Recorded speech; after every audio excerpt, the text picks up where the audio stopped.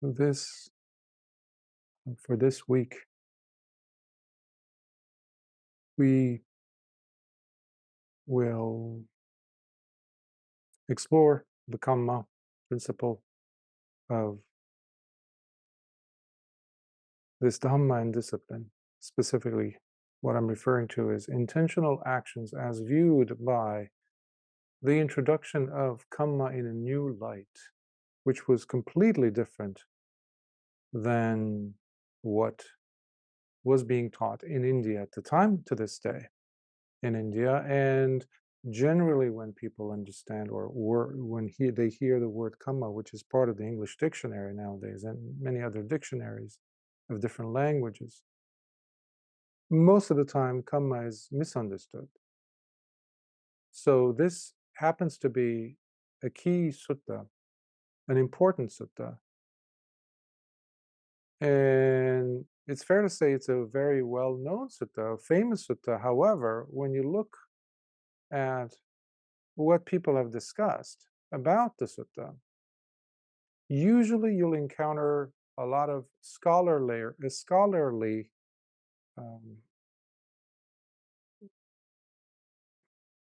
renditions of it, or interpretations of it, explorations of it, different breakdowns, who's saying what about it, which scholar has said what, but basically we're still left with, so how is this relevant to me? And this is at the base, at the crux of why Lord Buddha picked up this principle of kamma, but he, like he did with most of the other principles, explained it in such a different and new way, which was unprecedented in India. Now, I've mentioned this several times before, but for any new listeners, kamma, the way it was presented, had a very, when I say has, because you have billions of people who believe that still, many of whom happen to be Buddhists, by the way, also. They give it this eternalistic slant. It has that flair of infinity, foreverness, which is non-Buddhist. Now, why? Which we'll encounter today in this sutta, which is from the Majjhima Nikāya 136, MN 136, Mahā Kammavibhaṅga Sutta. Vibhanga means classification, exposition, exploration, elaboration, formulation, breakdown. So on one hand, you had the Brahmin tradition that interpreted kamma as something that you're stuck with. You're either born a Brahmin or you're not. If you're not, tough luck. Sorry to be you. We are at the top echelon of society.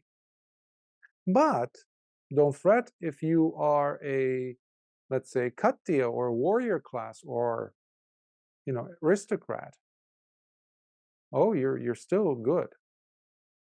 But you will not come out of that class, that caste. To this day, still it works like that in India, even though many people will not say it is, but that's what it is, how it is. And then you had the merchant class, which pushed its way out through these difficult strata of Indian culture and made a name for itself. And that's where we have, let's say, Anathapindika. They were so wealthy. Visakha, Lady Visakha, so wealthy. So they had been part of the merchant class. So, and all the way down to the untouchables, where such a person can never even dream of climbing out of that place, that position, that stratum in their society because of their kamma, until they are dead and gone, and in their next life, they will actually get a better chance. So this was one interpretation of kamma prevalent at the time of Lord Buddha. So you're stuck with it. At the most, what you can do is you can actually do some good deeds, they will improve your chances so that you can be one of the Brahmins in your next life, or Kshatriya warriors like Siddhartha Gautama's family was. So that was one. The other front, you had the Jains interpreting kamma as something that is physical. It's like a stain. It has heaviness to it. They even described it like that. So you have to peel it off. You have to scrape it off. You have to do difficult ascetic practices to remove them. Things that don't come natural or easy for you, that is what you need to do. Extreme fasts, wearing masks. They were the first mask wearers, in India. You still would have them in India, like those giant sadhus that would, sadhu as in the hermits, etc., walking naked. So they would have their body would be completely naked, walking around with children around, women around in neighborhoods, but they would still be wearing something like a mask. Why? Because they would think that at least when I'm breathing, I'm not breathing in bacteria. I'm not killing beings. So the whole intention has been for Jainism that you will have to scrape off and therefore subtract with the good deeds that you're doing, by the self-sacrifices you're doing, by the self-mortifications that you're doing. You will be minimizing the quantity of your kammic debt. That, to a modern thinking, rational thinking, logical thinking person, it would be, especially when you look at infinity of space, in that sense, it's always like, how do you draw the line? And that was Lord Buddha's argument to them. I'm sorry, he would say, does anyone know the exact quantity of somebody's kamma? And if you go to, Nigantanatha Putta, who was the head of the Jains, Mahavir, would he be able to give you an actual explanation as to, oh yes, you have this month, you have dropped about 6,064 bad kammas from your debt? Can anyone do that? No one would answer. Of course, it was a lot, it was idiotic. But this was a firm belief that they have to go through these self-sacrifices, mortifications, which was one of the extremes, by the way. This is what Siddhartha Gautama practiced for over 6.5 years. Let's not forget that. But ultimately, he realized this is stupid. The body is sacrificed. For what? I need to see some results here. I can't just blindly believe that somehow by me torturing myself, I am gaining something over there. Again, this had to do with the eternalistic view. So Lord Buddha then presented a totally different view of kamma. This was a term, again, that was available at the time, like the term Tathagata. This is not something that Lord Buddha came up or invented. No, just like the term kamma, it was available. So Lord Buddha completely reintroduced it by stating clearly that kamma is not something that just happens in spite of you. You have everything to do with it. Intentionality is number one. And that's what makes kamma kamma. So in the case of Jainism, whether you had any will, intention behind that action and not, doesn't matter. You're the one who did it.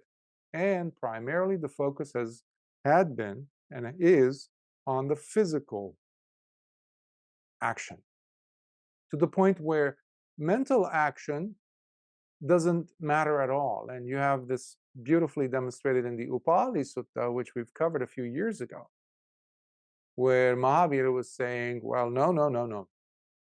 Action that is physical is number one. A little bit on the speech side also, the verbal action is a little bit, it has some burden, but it's the action that counts.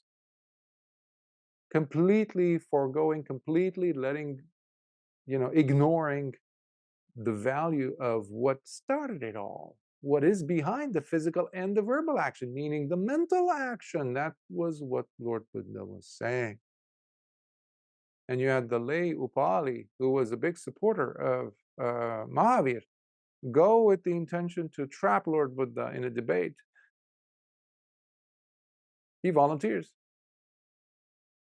And then goes, and within a few milliseconds, he just changes his position because he sees that it's ridiculous, it's ludicrous, this position, as to placing the physical action above the mental action. Because that supersedes everything. So that is historic, cultural, contextual background that I would briefly, unlike other times, I'm not going to dwell so much on the, presenting like doing a preamble, because it's a long sutta, but it's an extremely important sutta. And this is not simply to add on the amount of sutta knowledge that you have, your sutta bibliography, if you will. No, that is not the intention here. The intention here is to solidify in you the understanding as to what kamma is, at least to get a better grasp of it. And Lord Buddha does such a wonderful job in clarifying it. Of course, there's, kamma is such a broad subject, and it's multi-nuanced. You're not going to find here information that says, oh, because this is happening to you because you did such and such a thing in a past life. No. Lord Buddha clarified that to listeners who came to him, or they were trying to, simplify their lives, I guess, or try to analyze as to why something happened. And then they realized the only person who could really do that to a satisfactory level was to go to Lord Buddha, and Lord Buddha says this in the suttas, you have to have a person who is, whose mind is a Buddha mind, basically, because only a Buddha is able to see the variables. It's so dense of possibilities throughout many, many, many, many, many, countless, in fact, lifetimes, to identify as to why this person now is a beggar, or why is he a beggar and a leper, or why is this person born blind. All these examples we have in the suttas. So, but the sutta will allow us to get an idea as to, okay, to get a general perspective and a position, a position of understanding as to what constitutes kamma, because this will challenge you. This, when I first read this sutta, I was like, what? Because we would think that if you do something good, then the outcome is going to be good. Generally speaking, that's the consensus. That's what every religion says, right? And Buddhism is no different, right? That's what I thought. But as you read this, as you follow along, Lord Buddha is talking about certain nuances that often get to be neglected. So let's dive right in. So MN 136, Majjhima Nikāya, middle-length discourses, Mahā Kammavibhaṅga Sutta, the greater and detailed classification of intentional actions. That's how I translated the title. I have personally heard this. Once the Blessed One was staying in Rajagha at the Bamboo Grove's Squirrels Sanctuary. It was during that time that the Venerable Samidhi was living in a remote hut in the wilderness, away from society, when the wandering ascetic Potaliputta came visiting him, as he was out walking for exercise, and approached the Venerable Samidhi. Then, once having exchanged friendly greetings, the wandering ascetic Potaliputta sat to one side and said, Friend Samidhi, I have heard the following statement directly from the recluse Gautama's own lips.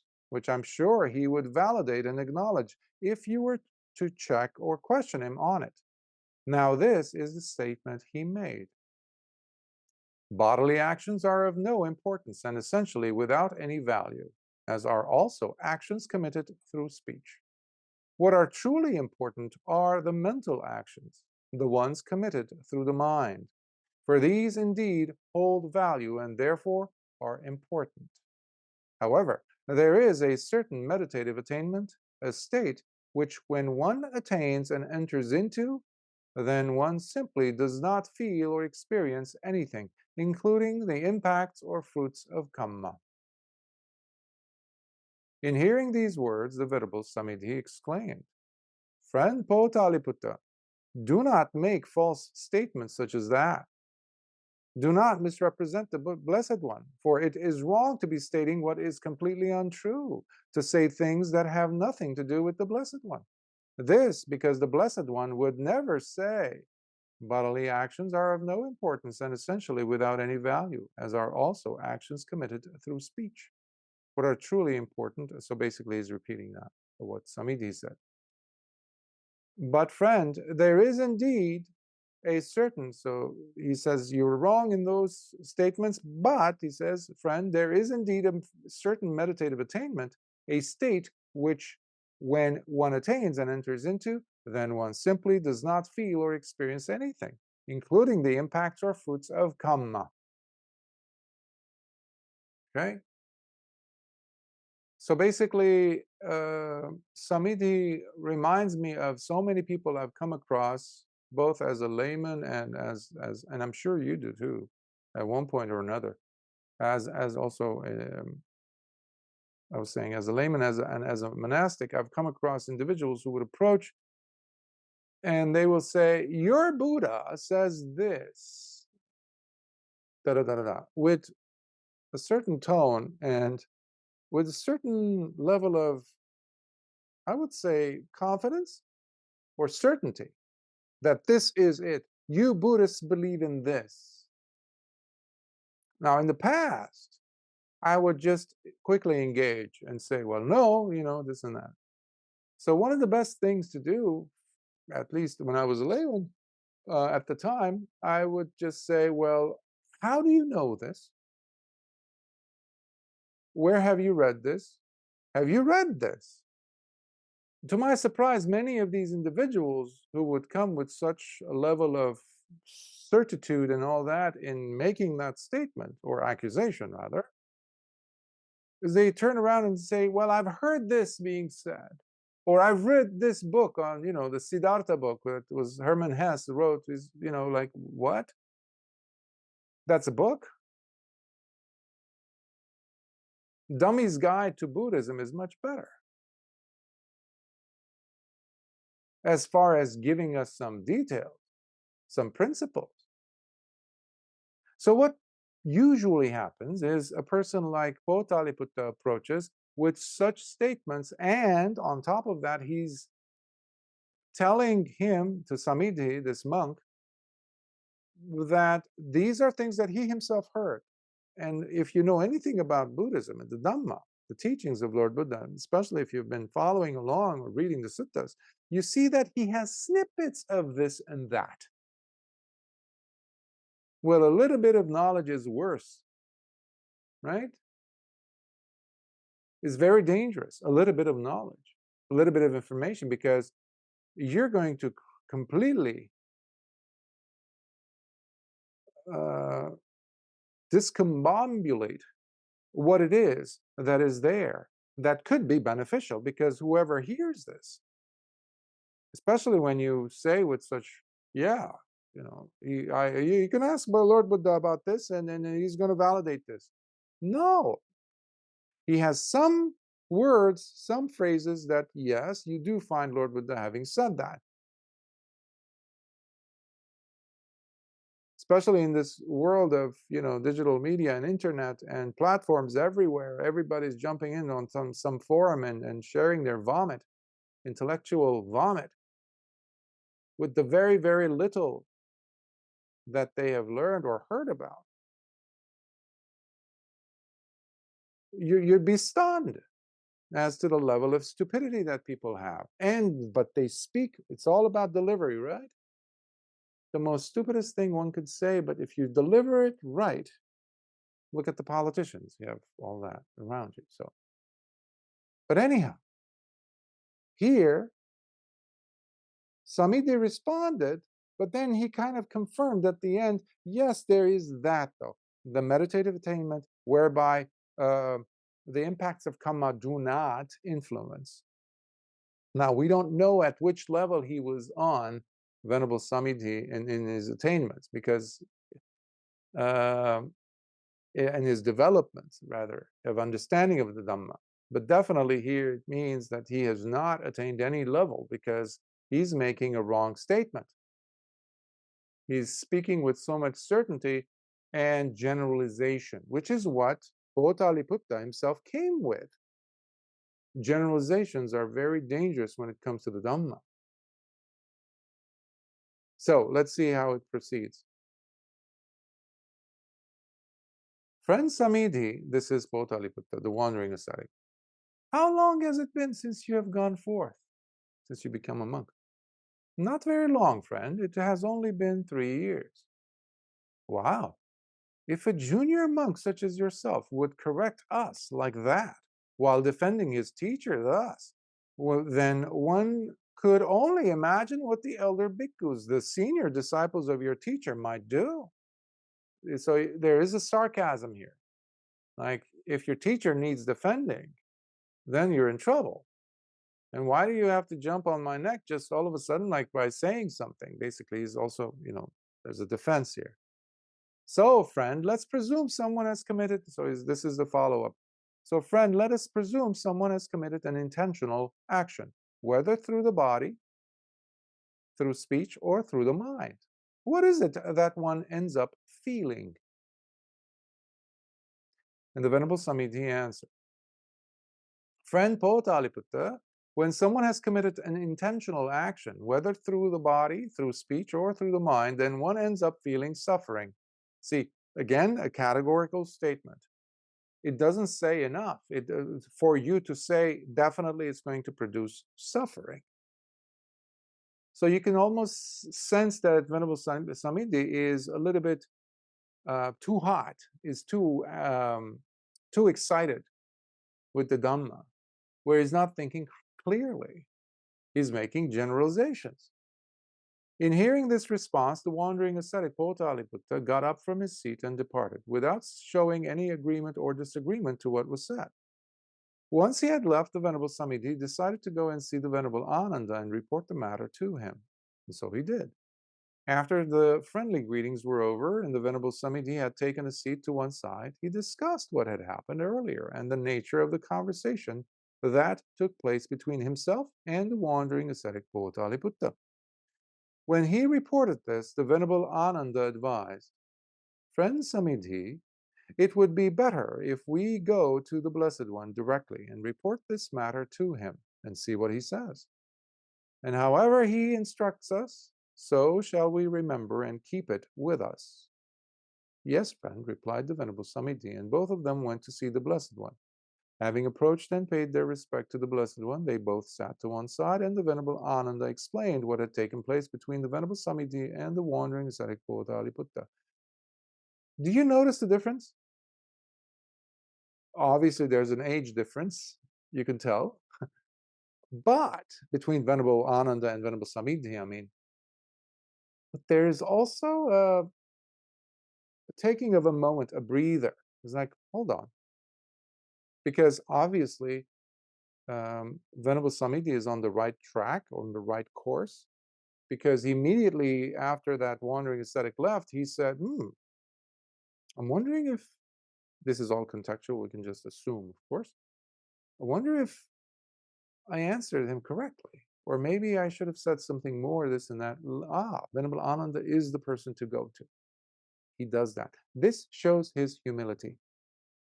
Also, there's an element of humility which cannot be ignored. Today, we don't do that. We are so firm in our positions and we say, we concretize it, we seal it, and that's the end of that.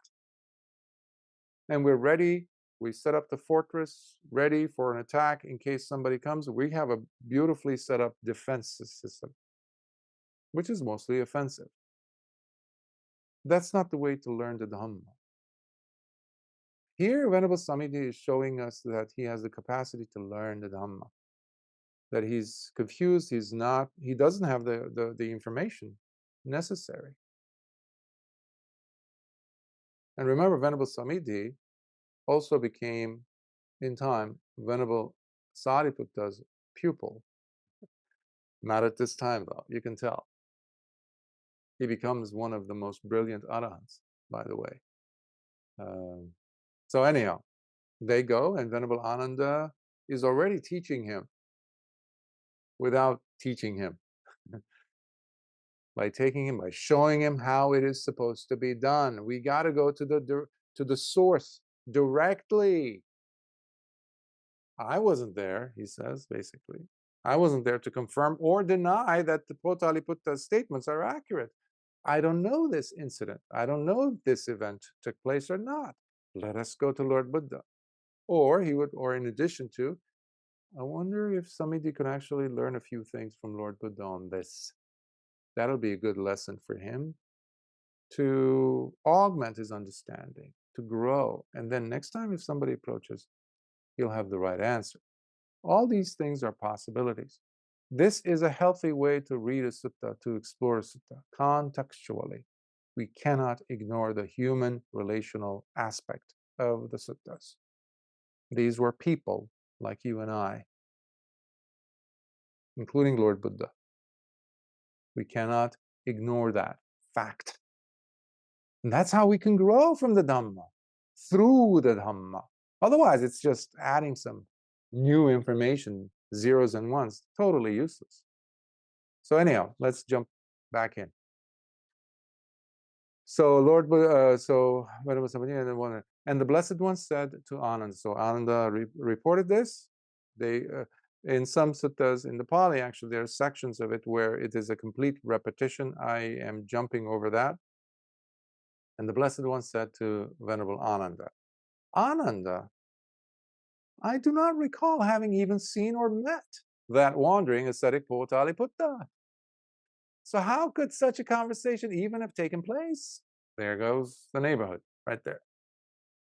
Completely, Potaliputra's statement crashes down.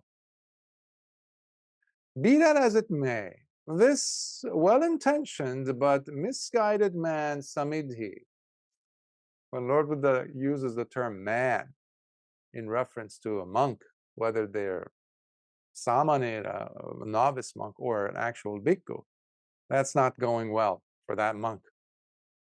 Okay, this is a criticism, this is a chastisement that's going on. So be that as it may, this well-intentioned but misguided man, Samidhi, has given that wandering ascetic an incomplete answer by not providing a thorough and full explanation as was necessary. When this was said, the Venerable Udayi, who had been sitting nearby, listening to the conversation, interjected while addressing the Blessed One. But Bhante, perhaps Venerable Samidhi did in fact already give the appropriate answer in his response, when he told the ascetic that all such actions result in the person ultimately feeling suffering. Then, while addressing the Venerable Ananda again, the Blessed One said, Do you see, Ananda, how this foolish Udayi does not even think twice before jumping into the conversation? I already knew that this misguided and empty Udayi would intrude at any minute during our conversation, or to try to mindlessly speak his stupid words. These are Lord Buddha's words, okay? From the start of their dialogue, so basically let's address that. Venerable Udayi was known for his interrupting skills, or a lack of decorum, protocol. You see this sometimes where students just dive in, right in, even though they need to know their role as students. Imagine Lord Buddha is teaching and this guy jumps in. He was also behind so many of our Vinaya rules to be put in place because of the stupid things that he would do, left and right, indecent things that challenge anyone's level of integrity, morality. So because of him, we have several Vinaya rules instituted. So, but fortunately, before his death, he did become an arhat, Venerable Udayi. But he's a very well-known figure in the Dhamma, so in the suttas. So anyhow, he jumps right in, and then Lord Buddha basically completely ignored him, didn't even look at him, and scolded him through Venerable Ananda. And then Lord Buddha addresses here Samiti situation. From the start of their dialogue, Ananda, the wandering ascetic Potaliputra, was asking about three kinds of feelings. But if this unwise Samiti had explained to the wandering ascetic in the following manner, friend Potaliputra, if one were to engage in pleasurable intentional actions which he commits through the body, through speech, or through the mind, then he would experience pleasant feelings as their outcome. So you need to have a qualifier there that was missing. Venerable Samiti, being a newcomer, didn't know that aspect of kamma. So immediately he attached kamma to suffering. No. Maybe that's what also led Potaliputra, the wandering ascetic, to get up and leave. That this is a newbie. This person doesn't know anything about the Dhamma, apparently, because it doesn't make sense. Even he knew that. And Lord Buddha continues, but friend Potaliputra, if one were to, he's saying Lord Buddha, had Samiti answered him like this, he would have answered correctly. So, but friend Potaliputra, if one were to engage in painful intentional actions, which he commits through the body, through speech, or through the mind, then he would experience painful feelings as their outcome. Again, a qualifier that fits in beautifully with his explanation that kamma leads to suffering. And similarly, friend Potaliputra, if one were to engage in neutral intentional actions, which he commits through the body, through speech, or through his mind, then he would experience neutral feelings as their outcome. So we have three breakdowns of feelings: pleasurable or non-painful, painful, and neutral, neither pleasurable nor painful. That is the three type of feeling breakdown that we use to simplify in general. But the human being, an average putujana, goes seesawing between the two extremes. We avoid, we despise, in fact, we dislike neutral feelings. We don't like them because they don't have color for us. They have nothing to tell us about life. They have nothing to teach us, as it were. So we are stuck in samsara because of these two. And these two agitate the mind. So the mind loves feelings. We are addicted to feelings, not just pleasurable feelings, by the way. We are addicted to feelings. We love to feel. And for us, neutral feeling doesn't even exist. That's why a lot of people avoid that section of Lord Buddha's explanation of neutral feelings. No, they have a lot to teach us, neutral feelings. How do you even become aware that there is a neutral feeling? Sati. Mindfulness is the flashlight, the torch that allows you to see neutral feelings. It's happening 99.9999999% of the time. It is neutral feelings that are taking place with us, within us, around us. But because the mind is addicted to the fluctuating states, calling them agitation, you can call it the spikes of dopamine hits that we love. When we're fighting against something, and that you take that thing away, all of a sudden there's a trough. There's this drop off into the abyss of the opposite extreme. It's no longer a peak. It's no longer that spike. It's gone downward. And now we fight that. Let's call that the painful feeling. Now we call all our energies into action to fight that, so that we can re-experience that spike. Do you see the boom, boom, boom, boom, boom? That keeps the mind agitated. And that's why a lot of people do not like to sit meditating, unless they have something that they are fighting for, they are going after, some jhana or something, or attainment, something to fight for, to go after. Meanwhile, a lot is going on. A lot is going on, or coming to me with, Bhante, I can't hold on to this object of meditation. I need something else. Could you give me another cookie, another thing, another object? There's so much. There's so many objects all around you. Meaning, around you as in the sensations you're feeling. There's a breeze, suddenly the hair on your body, there's a certain friction, something happens. If you're present with sati, you're going to notice that. That is your object right there. The noise you heard, all of a sudden there's a spike in your mind. I wish they could just shut up. What is that?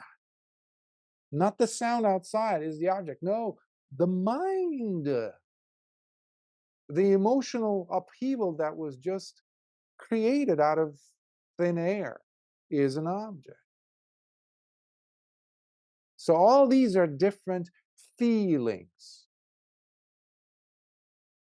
But neutral feeling, again, this is not, I wanted to just take a moment there to discuss the importance of neutral feeling in this breakdown of three feelings. Anyhow, I won't take more time on that one. So if this misguided and unwise Samiti had answered that wandering ascetic of other sects in this manner, he would have indeed answered correctly by providing him with an appropriate and adequate response.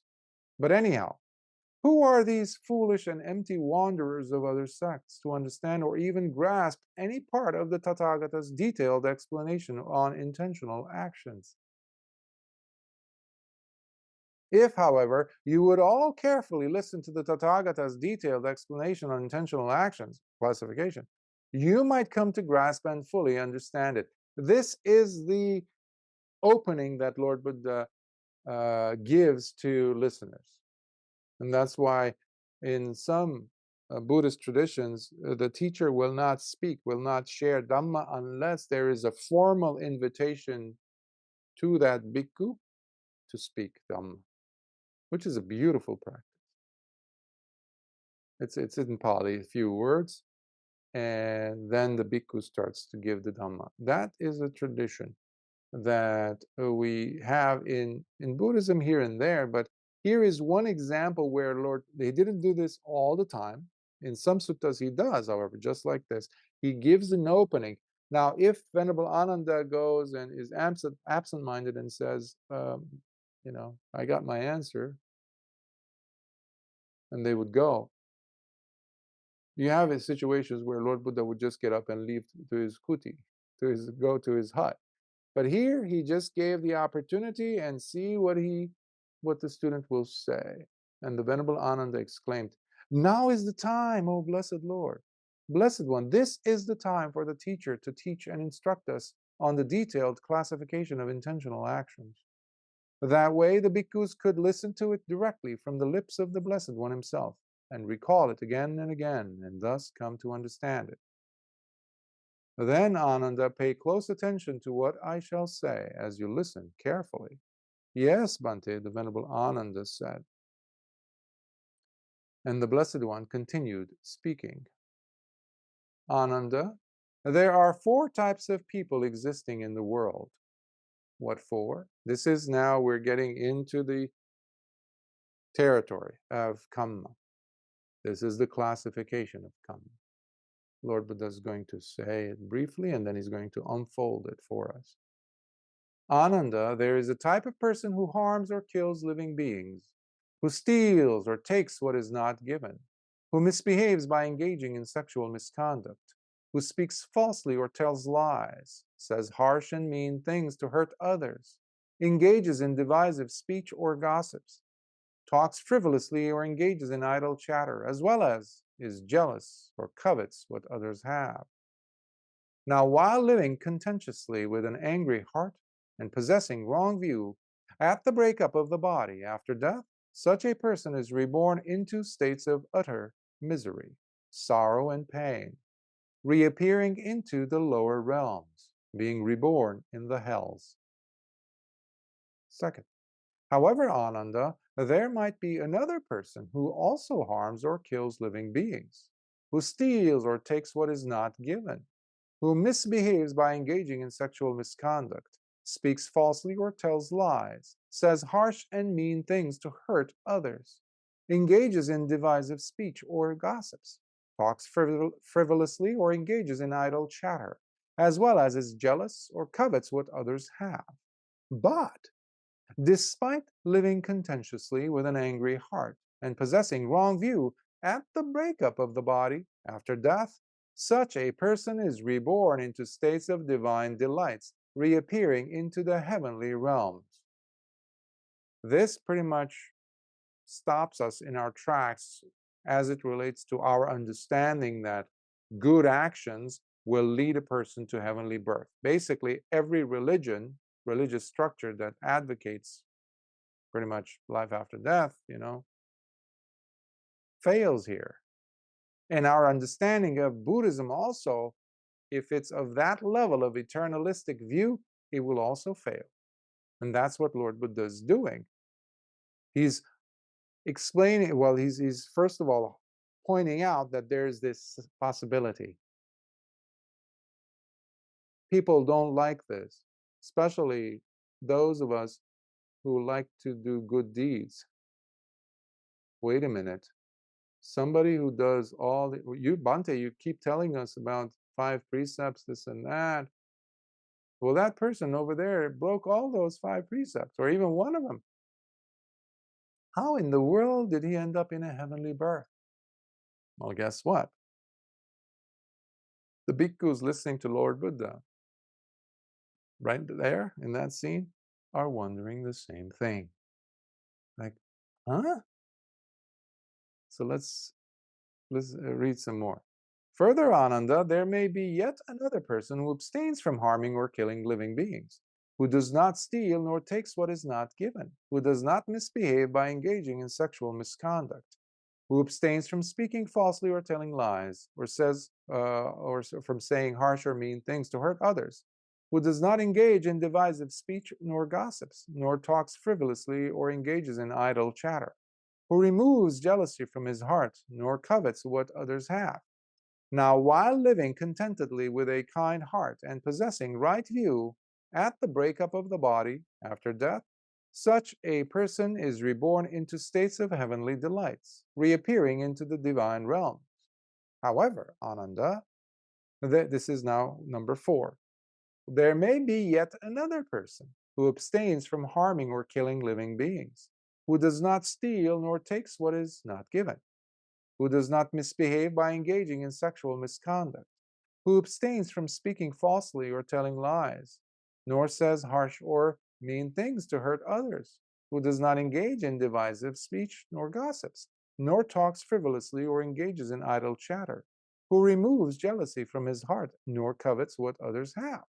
But despite living contentedly and with a kind heart and possessing right view, at the breakup of the body after death, such a person is reborn into states of utter misery, sorrow, and pain, reappearing into the lower realms, being reborn in the hells. This can be quite confusing for many people, and it's coming straight from the mouth of Lord Buddha. He just said, yes, there's the case of people who keep the precepts and do good deeds and remove the hatred and contention from their hearts, don't have coveting, don't have jealousy, who will, at the end of their life, be reborn in heaven, okay, or heavenly realms. But he says on the 4th category, he says, even though somebody does that, he will end up in hell. How is that possible? That's a totally normal reaction for someone to have, given what we have studied, generally from the Dhamma. Now, There are examples from um, um, the life of the sasana, where we have of individuals who have done that, who have done wonderful deeds, and at the end of their life, they ended up in hell, at least briefly. And there are people who have done some terrible deeds. At the end of their life, they ended up being reborn in heaven, heavenly realms. So we have names, we have suttas, we have descriptions of these. But I'll go over those, in a little while, because I want to continue rather, what Lord Buddha has to add to that. So one thing I need you to be aware of is to be cognizant of the tendency to generalize. The mind loves to generalize, to cut corners. The mind is very, very lazy, just like the body is. It seeks shortcuts. Unfortunately, it is always trying to make conclusions with little data. And we know how dangerous that is. And that's the world we're living in. Very little data, a lot of junk, a lot of lies, a lot of deceptions. Well, where the focus is on the little data and how the whole collection is making us feel, and we take action accordingly. Look at what happened 3-4 years ago in the world. Okay? So anyhow, Lord Buddha now will address the other aspect of the structure that he presented of just the outline. So now he's going to unfold that. So this section, I titled it, subsection, Conclusions Made by Recluses with the Divine Eye. Now, Ananda, let us suppose there was a certain recluse or practitioner who, through his cultivation of resolute effort and keen interest, seriously begins developing his mind until he comes to experience psychically the ability to see with the divine eye. He achieves this thanks to his committed application of right concentration, samadhi. Then this yogi would be able to see how the person who has engaged in harming or killing living beings, stealing and taking what is not given, misbehaving by engaging in sexual misconduct, speaking falsely and telling lies. So basically, the first person who did all those bad things, at the end of his life, he is indeed reborn into states of utter misery, sorrow, and pain, reappearing into the lower realms, finding himself now reborn in the hells. Now, having witnessed this directly, such a recluse or practitioner then would naturally declare, it is indeed true that because of having engaged in evil and wrong actions, one sooner or later comes to face the bad results of those actions.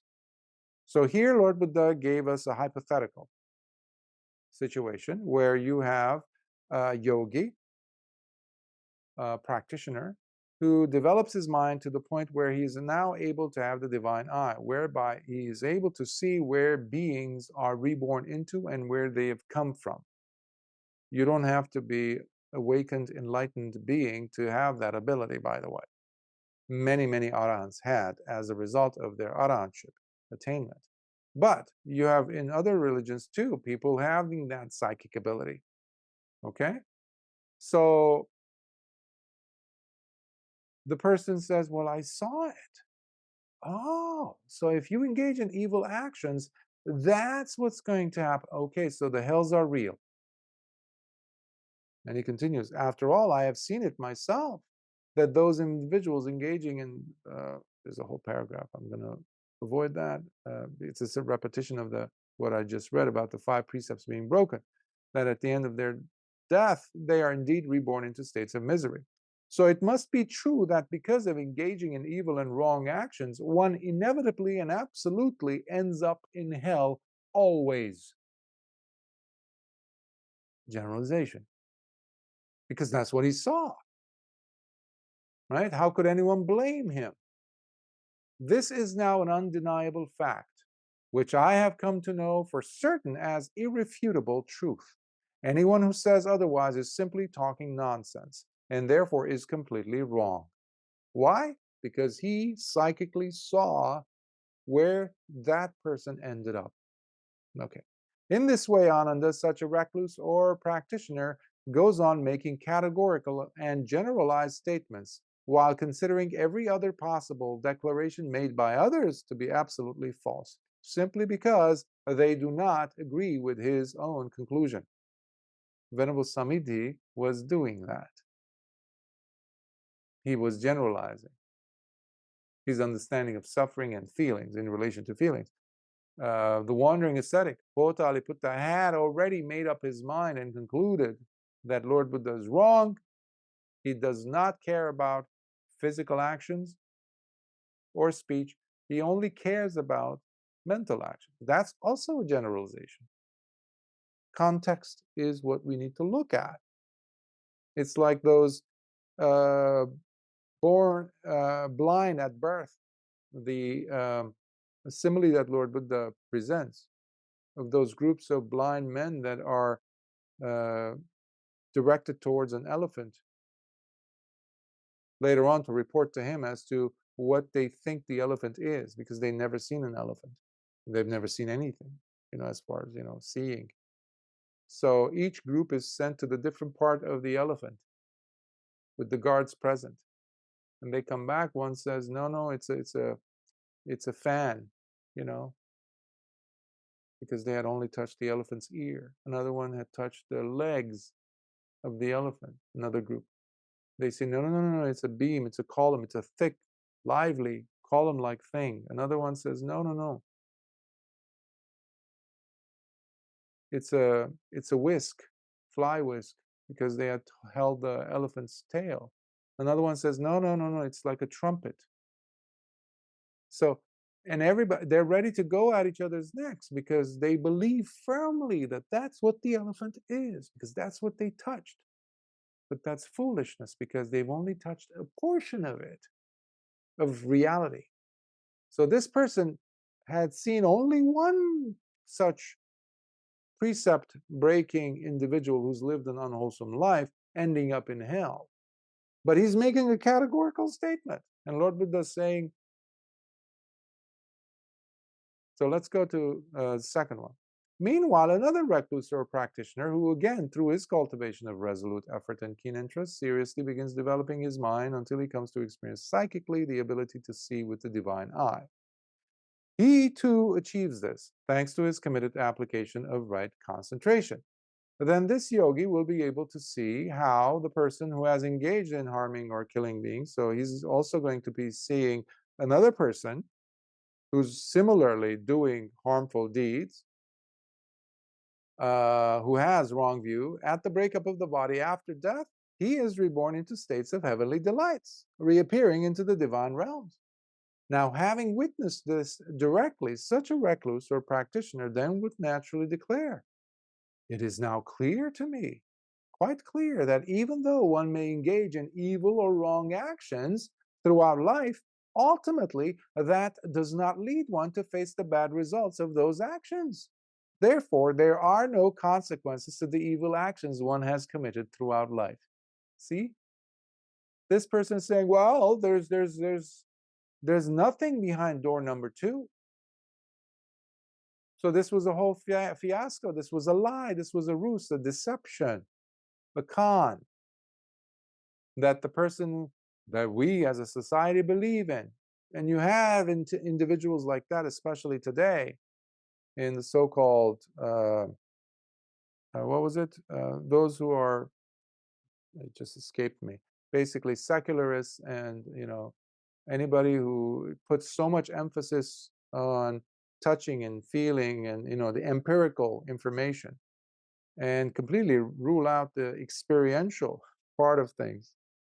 And it's sad to deconstruct life into simply things that you can see and observe and calculate and just in a lab situation, basically observe. And it has to have actual numbers, things, and it has to be measured, etc., etc. Well, there's different types of measuring. What if the person does not have the tools with which to measure? They don't even know that such a tool exists. The greatest of those tools is wisdom, panya, and that's what we have. in the Dhamma that Lord Buddha is trying to inculcate in us. As well as at the time of Lord Buddha, you had a lot of Kisa Kambali and Makali Gosala and all these others who would say, no, no, no, no, no. Hedonism was a big thing. No, there's no consequences to actions. Kamma doesn't exist. There's no mother, there's no father, there's no good or bad actions. Whatever you can get away with, good on you. Don't get caught, fine. Enjoy as much as you can. At the end, it's not gonna matter. That is the kind of conclusion that this yogi will make, based on that singular example that he would have seen in such a person who lands in a heavenly realm. Oh, so it doesn't matter. So it's pure luck, randomness. Another favorite of modern day secularists. After all, I have seen it myself that those individuals, etc. So his own conclusion. So it must be true that whether one keeps engaging in evil and wrong actions or not, one inevitably and absolutely will end up in heaven, always. This is now an undeniable fact, which I have come to know for certain as irrefutable truth. Anyone who says otherwise is simply talking nonsense and therefore is completely wrong. In this way, Ananda, such a recluse or practitioner, goes on making categorical and generalized statements, which, while considering every other possible declaration made by others to be absolutely false, simply because they do not agree with his own conclusion. Then there's the third. Also, Ananda, yet another recluse or practitioner, through his cultivation of resolute effort and keen interest, seriously develops his mind until he too comes to experience psychically the ability to see with the divine eye. He too achieves this thanks to his committed application of right concentration. Then this yogi will be able to see how the person who abstains from harming or killing living beings, who does not steal nor takes what is not given, who does not misbehave by engaging in sexual misconduct, who abstains from speaking falsely or telling lies, nor says harsh or mean words to hurt others, who does not engage in divisive speech nor gossips, nor talks frivolously, nor engages in idle chatter, who removes jealousy from his heart while not coveting what others have, and while living contentedly with a kind heart and possessing right view, at the breakup of the body, after death, he is reborn into states of heavenly delights, reappearing into the divine realms. So now we have a person who has finally made it to the heavenly realms, and somebody's there watching this yogi.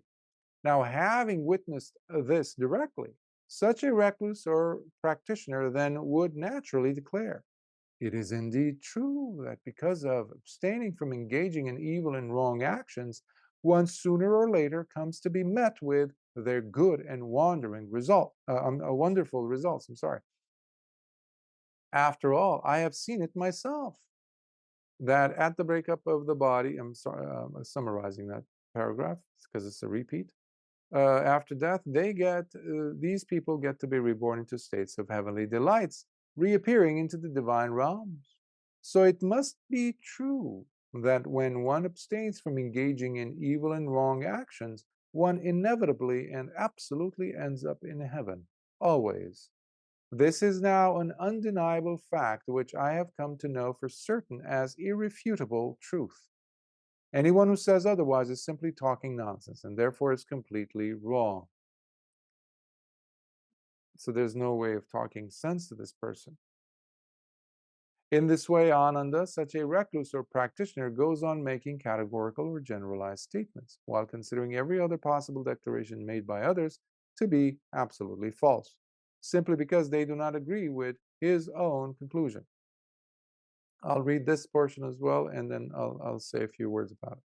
Finally, Ananda, let us suppose there was yet another recluse or practitioner who, through his cultivation of resolute effort and keen interest, also develops the divine eye, and he is able to see how the person who abstains from harming or killing living beings, so someone who's keeping the 5 precepts and lives contentedly with a kind heart and possessing right view without jealousy in his heart, at the breakup of the body after death, such a person is reborn into states of utter misery, sorrow and pain, reappearing into the lower realms, finding himself now reborn into hell. So this was a person who was living, for all intents and purposes, a noble life with integrity.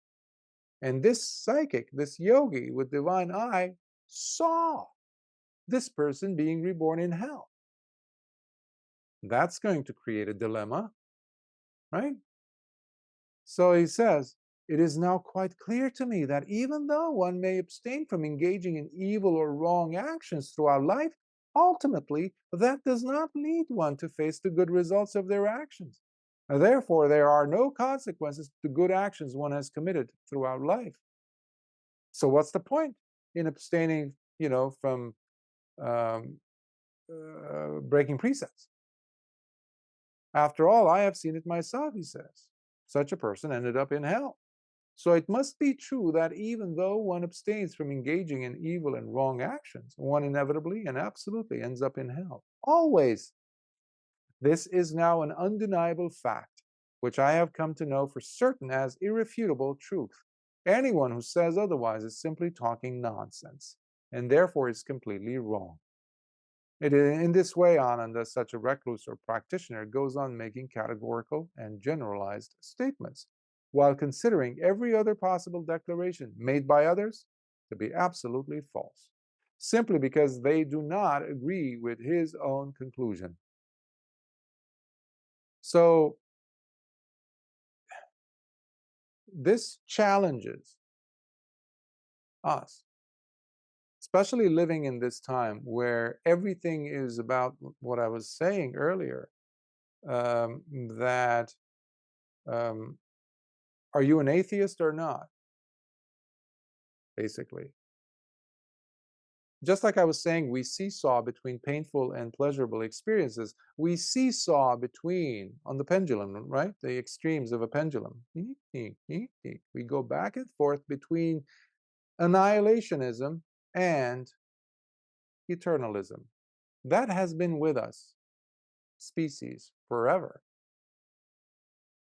Lord Buddha, throughout 45 years of his teaching career, that's what he had been doing. Because people come in with the desire to end the bad, whatever's uncomfortable,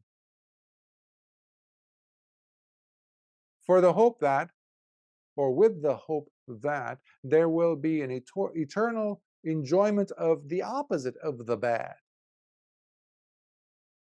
Right? That's how craving works. That's how desire works. No, don't worry. This kind of blew up in your face. Don't worry. We got the other thing over there. Let's buy that. Let's do that extreme action. Let's do that. Oh, there's going to be more joy out of that extracted. Oh, yes. I don't have that in me. I bought this. I made the $1 million. So I think once I get 2 million, I think I'm going to feel better. Yeah, he looks great over there with 2 million. So I'm going to get 3 now. But it doesn't have to be so extravagant, of course. It could be simple things, such as the belief that once I have this, like even arahantship, to this day, you go speak to people who are supposed to teach you the Dhamma, whether it's a temple or not. There is this hidden, latent, dormant, but very present desire or belief that the arahants somehow after death end up in a special realm reserved only for arahants. You have to show your arahantship card to get in.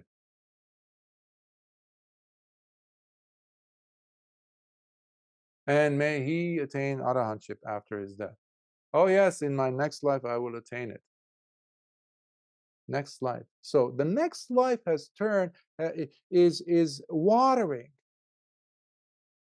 invigorating that desire we have of eternalism on one hand.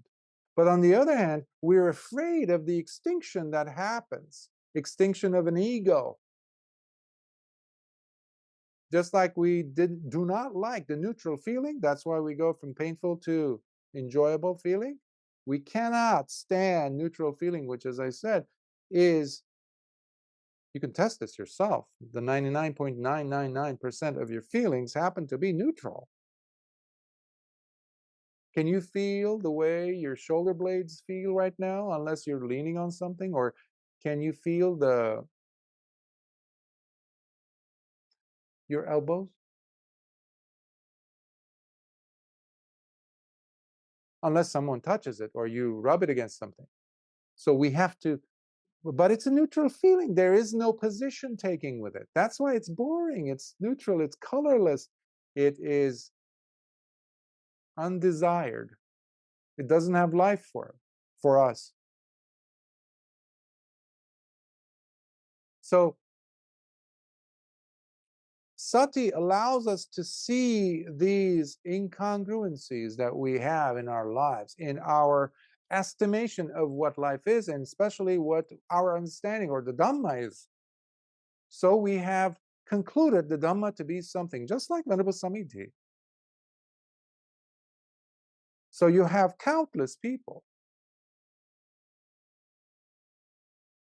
where there is this desire to do good, but with the hope, the eternal hope that there will be an outcome. There is a transaction to take place somewhere. Well, at least I didn't do that, so I'm going to feel good about it at the end. And here we have 4 possibilities. But it can't be 4 possibilities. It could be either one of 2. It can't be 4, right? If I do bad, I should be paying for that. So it's very quick. The desire that we have to make conclusions is quite abrupt. It's immediate, and it is overwhelming in covering up, clouding up, in fact, our understanding and the potential for understanding. So with this sutta, we're this is a deep sutta, as we're discovering here, right? But what is essential for us to understand is to look at your own life. Kamma is all about you. The Dhamma is all about you. In fact, kamma, action, intentionality, life and death, yours, by the way. Your life, your death, your actions, your intentionality, all are on the same level. In fact, they're one and the same, one could say. Can you digest that? Imagine your life is equal to your death. That's another way of looking at this. Because it's very dangerous when we live and go through the routine of life. Yeah, I'm doing good. Yeah, I did this, I did that, this and that. And then you drop into your norm. You drop into the normal state that you're in, usually. Life is a happening. It's always true. It's always pure. It's genuinely real, even if we are not aware of it. Life exposes us, exposes who and what we are, how we're living. And guess what is the ultimate exposer? Death. This is why a lot of people are shocked at the moment of death. We're terrified of that moment. That's why the person who goes through, keeping precepts, doing this and all that, that moment comes of death, and suddenly it's unavoidable for many people, of course, to feel that fear. Remember the annihilationists, the nihilism, the extinction? If it has been simply lived, the Dhammas, in the form of like a routine, and you're going through the, phases, I guess, or routines of doing Dhamma, that moment will be too shocking. The moment of death, despite the fact that we've done it countless times. Nevertheless, there is a saying of a goodbye to the familiar that is too much. And this is where the authenticity of life comes out through death.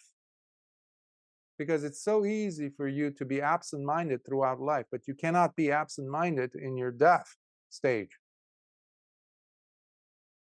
It's too serious of an opponent. Life is very forgiving in a sense,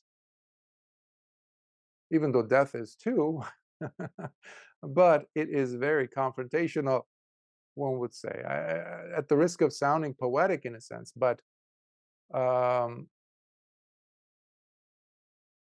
life exposes us as to whether we're living the truth or not, whether the Dhamma is real for us or not. A quick test experiment that you can do here is holding of your breath. You will discover the immediacy of life. And you will also get, face to face with that fear of death. This also happens if you've ever done diving or holding your breath underwater or just above water too, as I'm suggesting. But this is a very quick way of seeing through the lies we tell ourselves, even if we are practitioners. So just some thoughts there to some ideas that I wanted to share with you. Now, Lord Buddha, I want to go back to the sutta. The Blessed One's response to the conclusions made by those recluses. So now Lord Buddha is saying, he gave the hypothetical of those 4 yogis, right? Who saw 4 different things and made 4 conclusions. Contradictory conclusions, right? So now this is how Lord Buddha would address each of those. Now, Ananda, as it relates to that recluse or practitioner who makes the conclusion, it is indeed true that because of having engaged in evil and wrong actions, one sooner or later comes to face the bad results of those actions. This I also agree with, so I will grant him that. And when he says, after all, I have seen it myself that those individuals who engage in harming or killing living beings, stealing what is not given, so breaking the precepts at the end of their life, at death, they are indeed reborn into states of utter misery, sorrow, and pain, reappearing into the lower realms, finding themselves now reborn in the hells. This too I agree with. So I will grant him that as well. But, Ananda, when he declares, so it must be true that because of engaging in evil and wrong actions, one inevitably and absolutely will end up in hell always, this, Ananda, I disagree with. So I will not grant him that. Similarly, when he declares, this is now an undeniable fact, which I have come to know for certain as irrefutable truth. This, Ananda, I disagree with also. So I will not grant him that too. Similarly, when he declares, anyone who says otherwise is simply talking nonsense and therefore is completely wrong. This too I disagree with. So I will not grant him that either. And why is that? It is because the Tathagata's knowledge and understanding of the detailed classification of intentional actions of beings is completely different than the categorical statements made by such a recluse. Because the Tathagata knows far greater. So if it will not be the case of those blind at birth people who went to look for identifying the elephant and saw only a portion.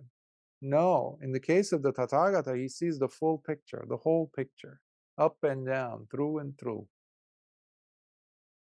In therapy sessions, sometimes after listening to a patient talking so much about a certain event or a certain person who's creating pain in their lives, I would ask them to get up and go. I would have a painting or a picture somewhere hanging, a photograph, and I would ask them to go and really close to the painting, or the picture, and they're like, once I've established connection and they trust me, that is. So they would do that, and they would get close, until I would get them to touch their nose to the photograph, literally. So they're this close.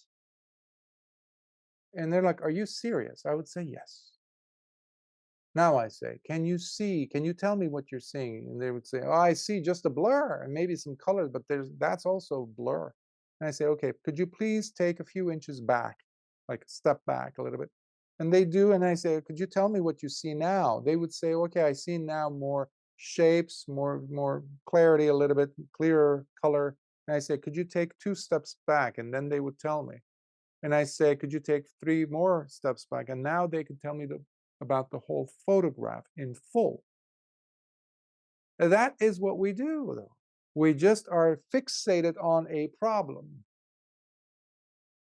or a situation. It could be good or bad, right? Especially when people would come and tell me, this would be in high school, when high school students would come and tell me, "Oh, I love this person. What can I do?" Sometimes they would confide in me, And I was like, "Okay, so this person is the angel that you always wanted?" "Yes." "So they never do anything wrong?" "Yeah, they're perfect, perfect." "Okay, okay." A week later or 2 days later, they would show up. It's like, "I hate their guts." What happened? Fixations. Each of us, I'm sure, we have tons and tons of examples from our own lives in this. So fixation versus pulling back. So Lord Buddha is showing us, Lord Buddha, or the Tathagata, has the ability to see the fuller picture. And that is what needs to, the attitude of it. He's not saying you have to go and wait for another Tathagata or a Buddha to come for him to tell you what's happening with your kammic inclinations. No. He's giving us the methodology by which, or with which, we can do that as well, instead of being so quick to jump to conclusions about your practice, your understanding, the world, etc. Get the fuller picture. And without doing that, it's impossible for us to know kamma, to understand kamma. So, now, in the case of the second, it relates to the second yogi who makes the conclusion. It is now quite clear to me that even though one may engage in evil or wrong actions throughout life, ultimately that does not lead one to face the bad results of those actions. Therefore, there are no consequences to evil actions one has committed throughout life. This I do not agree with. So I will not grant him that. And when he states, "After all, I have seen it myself, that those individuals, etc., breaking precepts, at the end of their life, they get to be reborn even into states of heavenly delights, reappearing into the divine states or realms." This, however, I agree with. So I will grant him that. He's saying, yes, there is the case of individuals who break precepts, who do wrong things, who live with jealousy, who are spiteful, who are contentious, who have hatred in their hearts. At the end of their life, there is a possibility for such individuals, some individuals, to be reborn in heaven. Now, again, Lord Buddha is saying his position towards those statements. He hasn't said why. Okay? He'll come to that in a minute. This, however, I agree with. So it must be true. But if he says it must be true that whether one keeps engaging in evil and wrong actions or not, one inevitably and absolutely ends up in heaven always, this I disagree with. So I will not grant him that. Similarly, when he declares, "This is now an undeniable fact, which I have come to know for certain as irrefutable truth." This I disagree with also. So I will again not grant him that. Similarly, when he declares, "Anyone who says otherwise is simply talking nonsense and therefore is completely wrong." This too, Ananda, I disagree with. So I will not grant him that either. And why is that? It is because the Tathagata's knowledge and understanding of the detailed classification of intentional actions of beings is completely different than the categorical statements made by such a recluse. So he does this with every single one of these yogis' interpretations. So I'll just read the beginning part. Again, the PDF, as I mentioned, It's on the website. Please do it at your own pace. I have to go through these like this, but the PDF is incomplete shape, so you can go there. Not, yeah, you get it. Therefore, Ananda, as it relates to that recluse or practitioner who makes the conclusion, it is indeed true that because of abstaining to engage in evil and wrong actions, one sooner or later comes to be met with their good and wonderful results. This I agree with, so I will grant him that. And when he states, after all, I have seen it myself, etc., by keeping precepts, and at the end of life, he reappears into the no. After all, I have seen it myself that those individuals who engage in harming or killing living beings, abstaining, actually breaking the precepts, stealing and taking what is not given, reappear into the lower realms, finding themselves now reborn in the hells. This too I agree with. I will grant him that.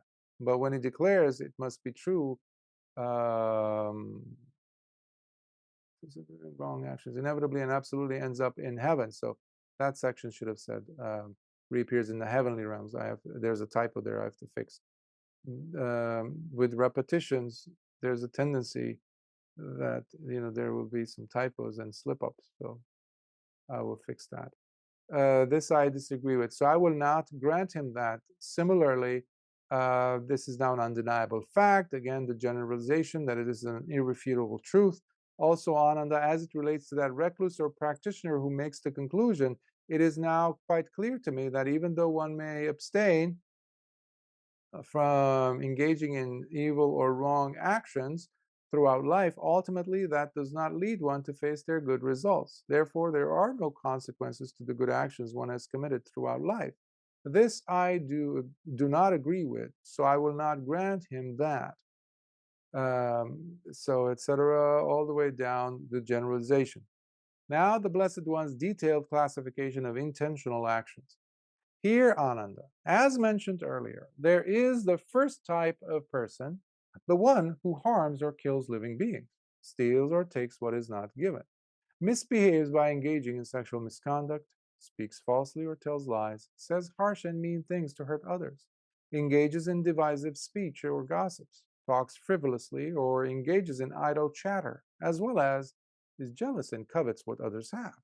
Thus, while living contentiously with an angry heart and possessing wrong view at the breakup of the body, after death such a person is reborn into states of utter misery, sorrow and pain, reappearing into the lower realms, being reborn in the hells. Now, one cannot negate the possibility, Ananda, that perhaps the evil kamma or action which led him to a rebirth into states of misery, sorrow, and pain, and even into the hells, may have been an intentional action he had committed at an earlier lifetime. Or it may have been the result of an action he committed later, near the end of his life, such as by entertaining some wrong view, even at the moment of his death. This would then lead that person after death to be reborn into states of utter misery, sorrow, and pain, reappearing into the lower realms, being reborn in the hells. However, Ananda, given that throughout this life he did engage in evil actions and behavior, he will have to face the results of his evil intentional actions, both here in this life as well as in subsequent future lifetimes, as the inevitable consequence to the wrong kamma one has committed.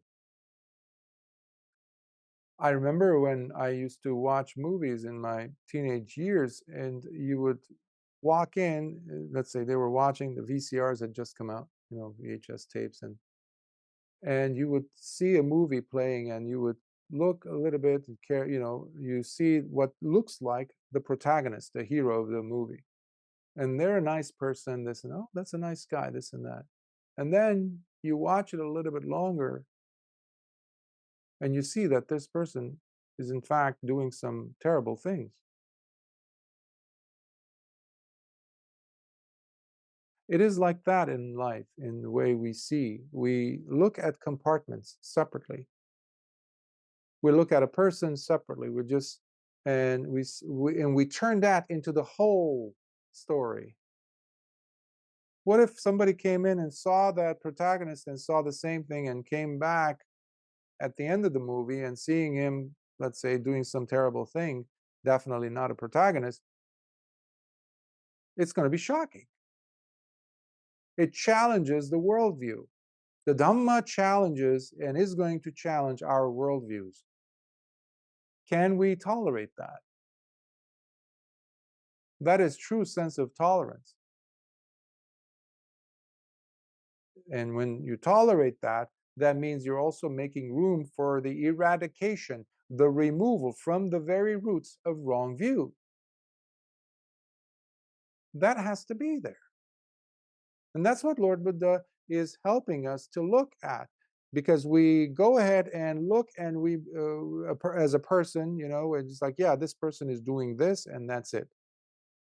And we don't want to see the nasty stuff that this person might be doing because we like them. How or why? Because they made us feel good. Most of the partners people have had or do have in their life, people that you think you can never live without, there are times they've done some good things for you that you felt so good, and you turn that into the majority of the time. If you've ever been in a relationship, you know what I'm talking about.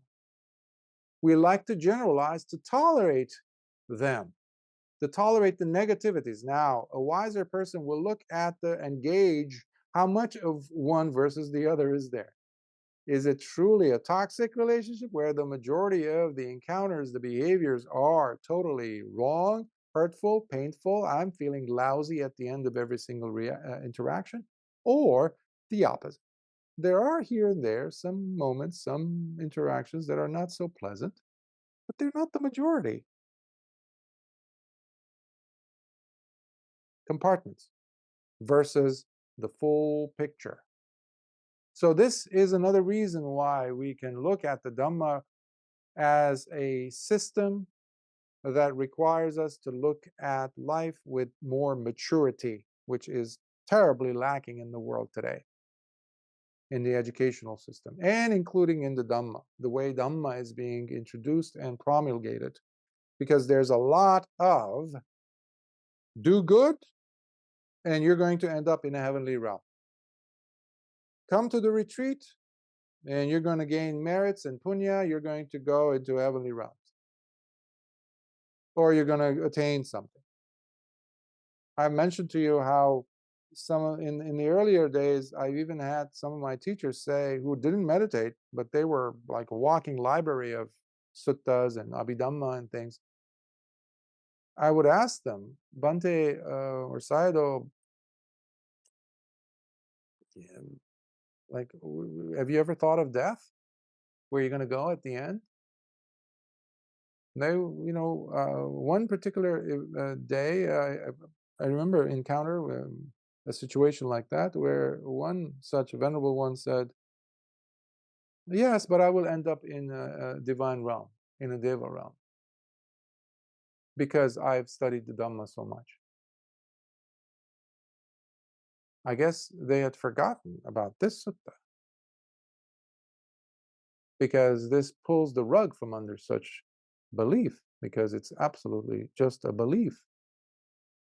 If that's what you're going over, like, yeah, because of my interaction with so many bhikkhus, or because I studied the Abhidhamma, or because I've done so many retreats, I'm automatically listed in there. I already have a visa there. Somehow I'm going to land in good place. Don't worry about me, because no, that's living life in a fake manner. In fact, you're not living life.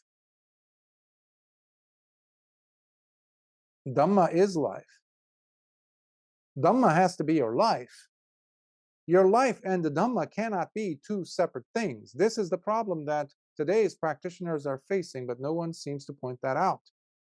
You have a thing going, you call it your life. You have your targets, physical, financial, material, spiritual, even emotional, maybe social, maybe, etc. And then there's the Dhamma.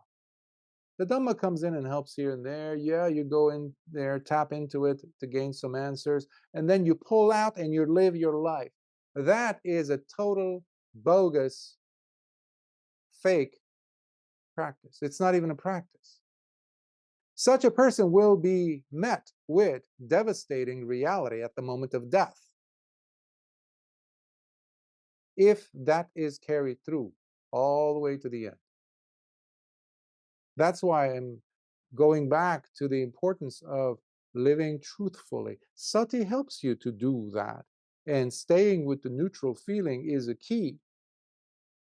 Things that don't sound bombastic, things don't have so much passionate color about them, good or bad. So you can't go by whatever you heard there while life is going on, while you're not there with yoniso manasikara, with wise attention, while you're not present.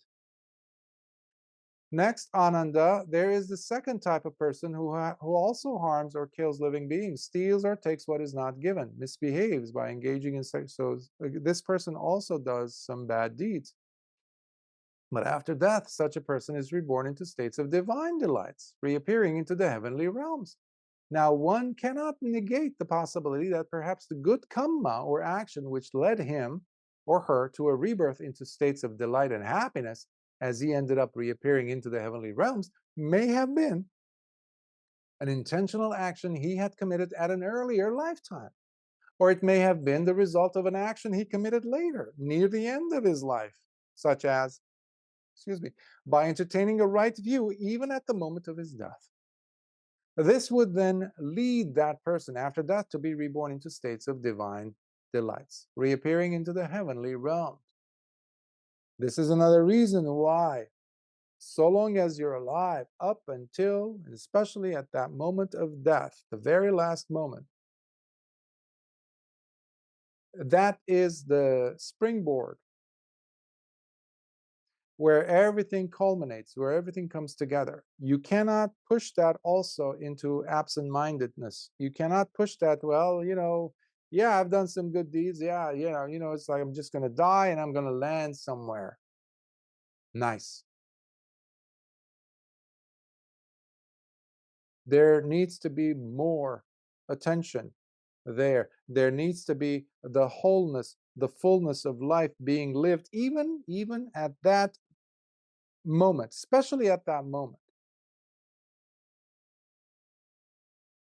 But the Lord Buddha continues, he says, however, Ananda, given that throughout this life he did engage in evil actions and wrong behavior, even though being reborn into the heavenly realms now, he will have to face the results of his evil intentional actions, both here in this life, as well as in subsequent future lifetimes, as the inevitable consequence of the wrong kamma he has committed.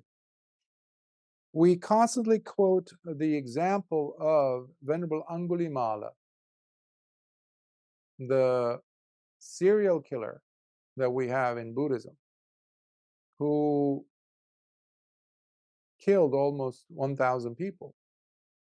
Actually, he killed 999. He just was about to kill the 1,000th victim, but Lord Buddha intervened. His kamma was ready. His, not just kamma, but his intentions, the seeds of wanting to discover and to go all the way to attain freedom from suffering had matured. And Lord Buddha was there to shake him out of that state. And he fell to his knees in tears, and he attained the first stage of awakening. Imagine, a serial killer, a murderer. He had dropped his weapons, this and that, because what Lord Buddha said, the few words that Lord Buddha exchanged, were shocking. Now he went and became, obviously, that same day, he followed Lord Buddha to the monastery and became a bhikkhu. Now, he struggled and toiled. Almost every day he would come back from Pindapada with, bloody-faced, bloodied. He would come sometimes with his bowl broken, because they were made out, generally they were made out of clay, and bloody, sometimes crawling. And Lord Buddha, one time, we have him say to Angulimala, Venerable Angulimala, Bear it, Brahmin, bear it. For if you had not done your work, you would have faced incalculable eons in hell.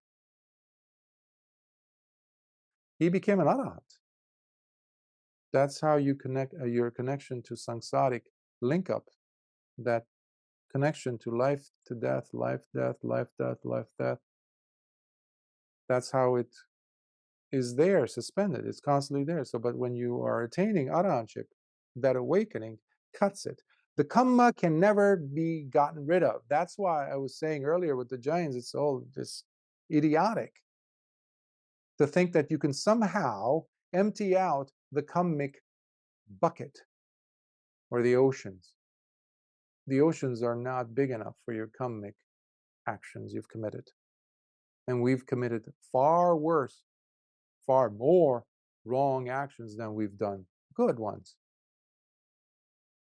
So here is an example that I want to share of Queen Mallika. Queen Mallika was the wife, she was the queen of King Pasenadi, who was a big supporter of Lord Buddha's. And she was the one who introduced her husband to Lord Buddha, King Pasenadi to Lord Buddha.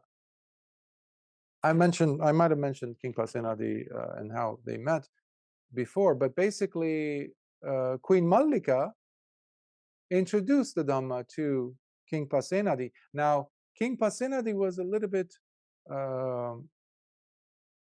one would say he had some, well, he wasn't so sharp.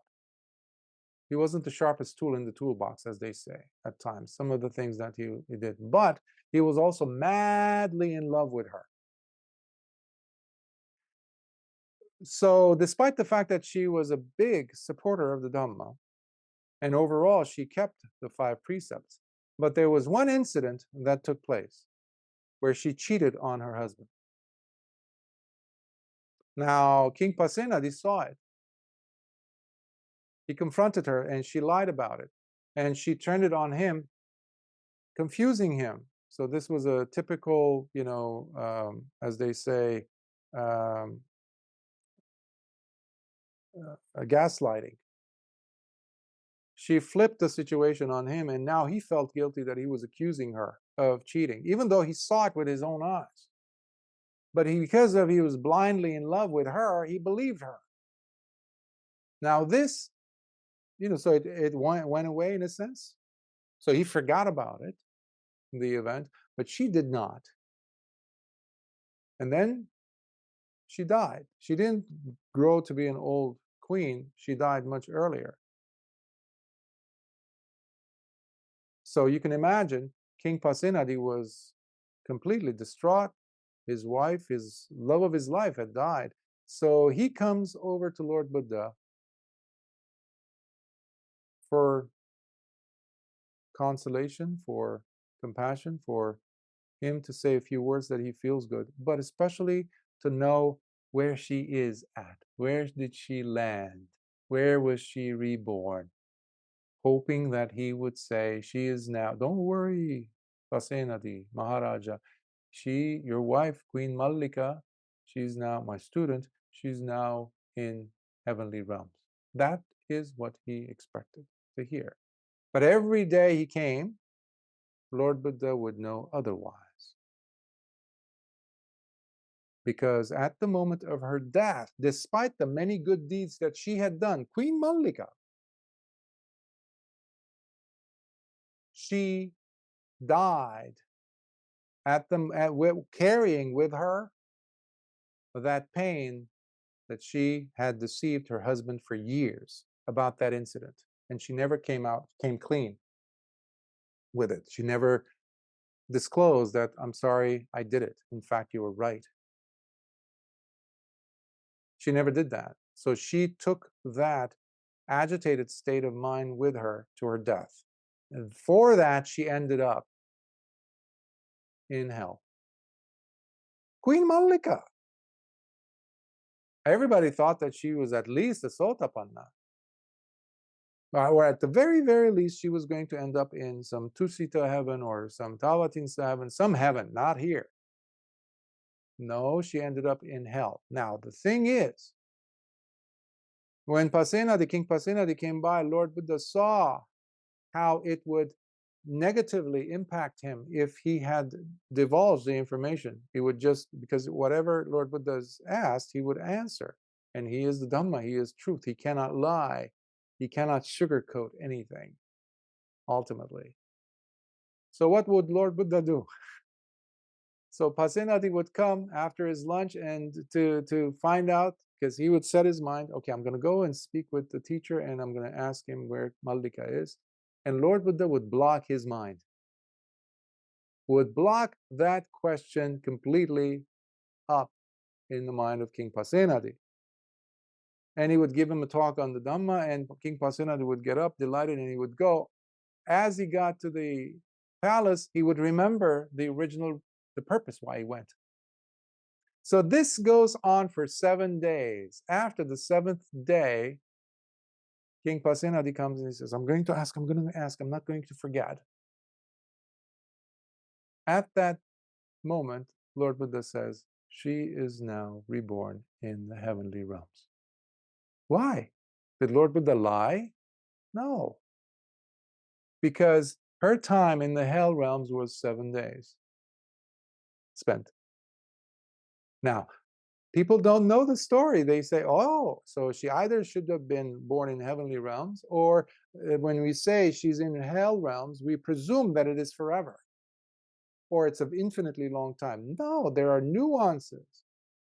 There are details, specifics that we don't spend the time to consider.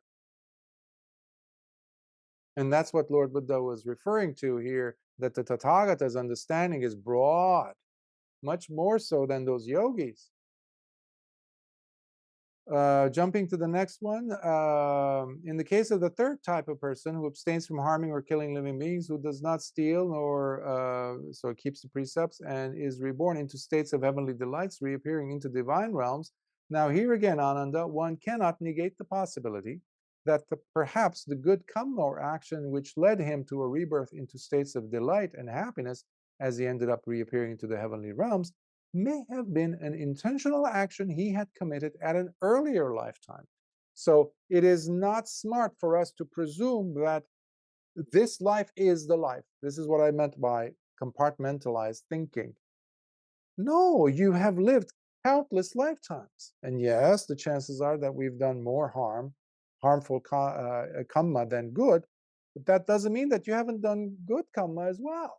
So the good kamma that we're enjoying now, or in the case of a person who landed in heaven after this life has been expired, that doesn't necessarily only mean that it was the product of the good that he or she had done in this life.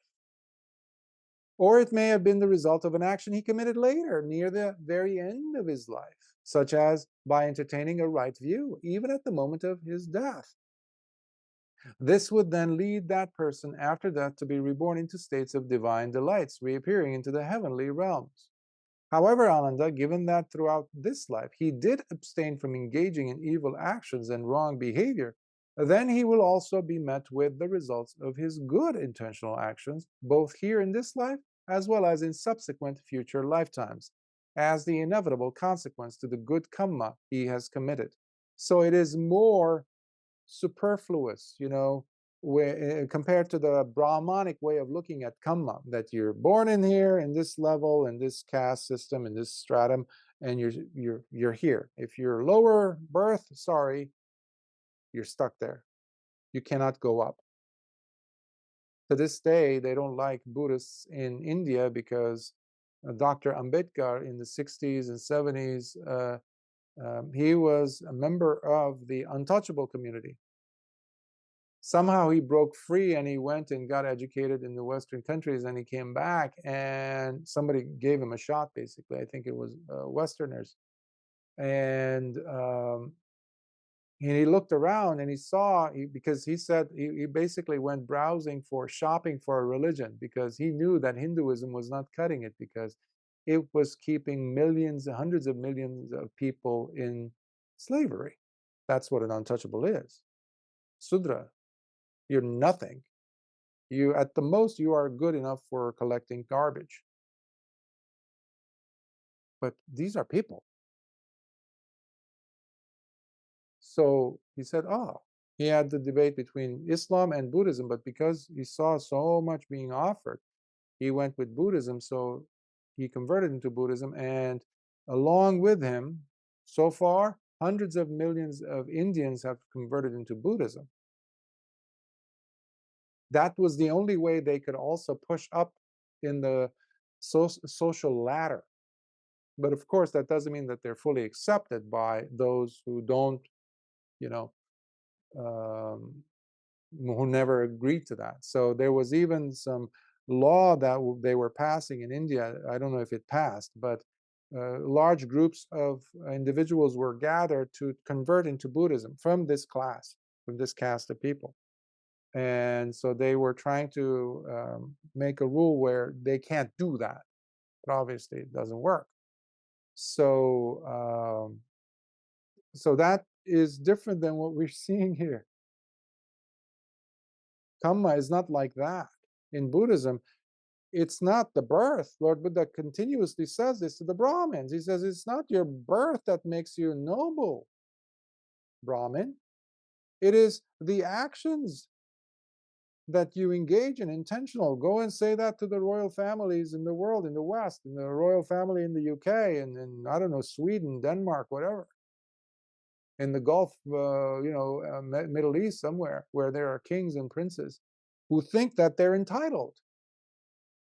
It's the stupidest thing ever. It doesn't match, especially when they wear their regalia, this and that. It's the funniest thing that 21st century human beings are still standing there and just like, yeah, this is this, yeah, yeah.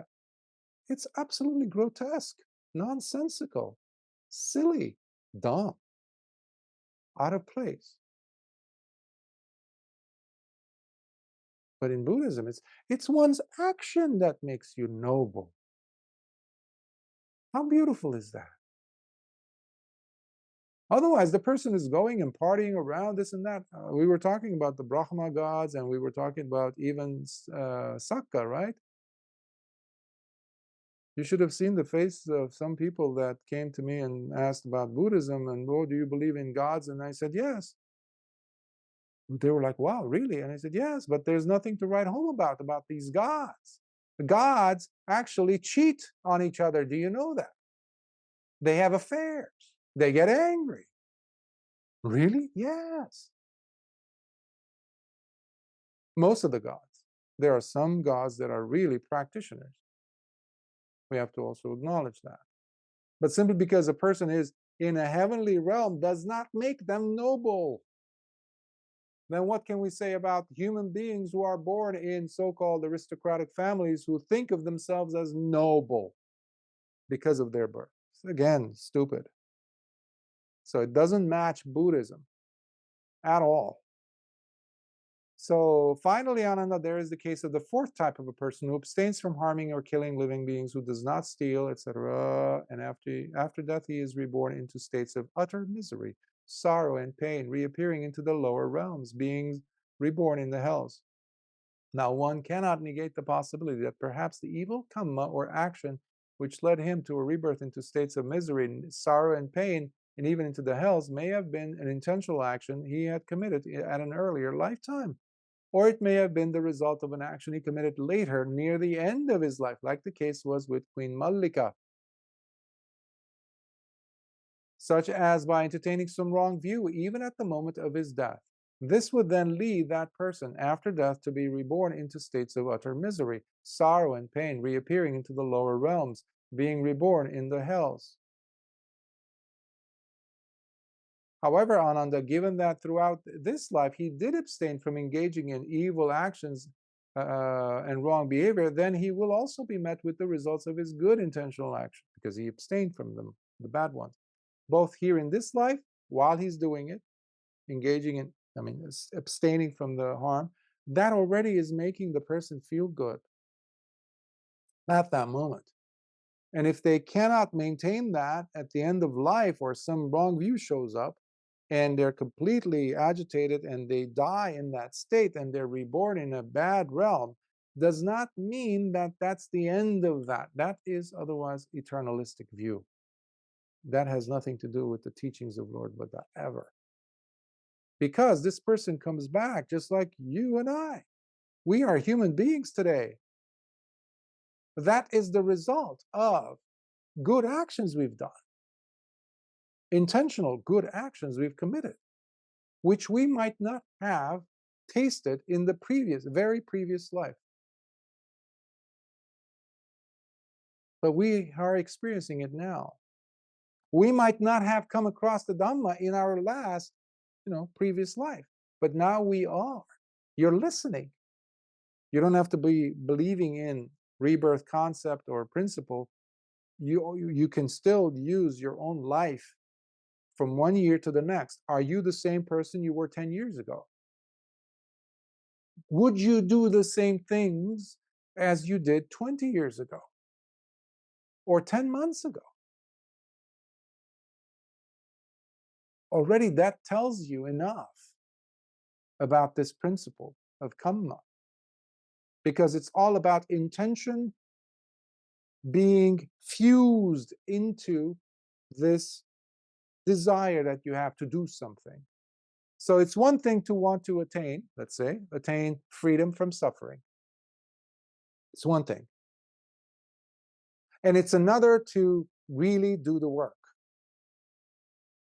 You can go and buy yourself a gym equipment for the house if you're overweight or you want to work out, lose some weight or get healthy, and you never use it.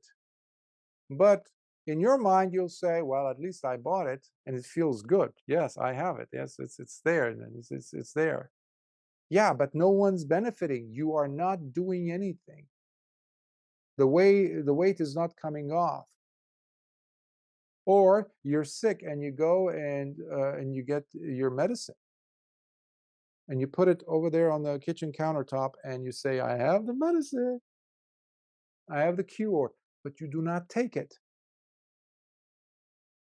This is what I mean, or what I meant earlier, that your life and the Dhamma are one and the same. They're supposed to be. Otherwise, when that moment of death comes, and it will come for every single one of us, it will be too jolting.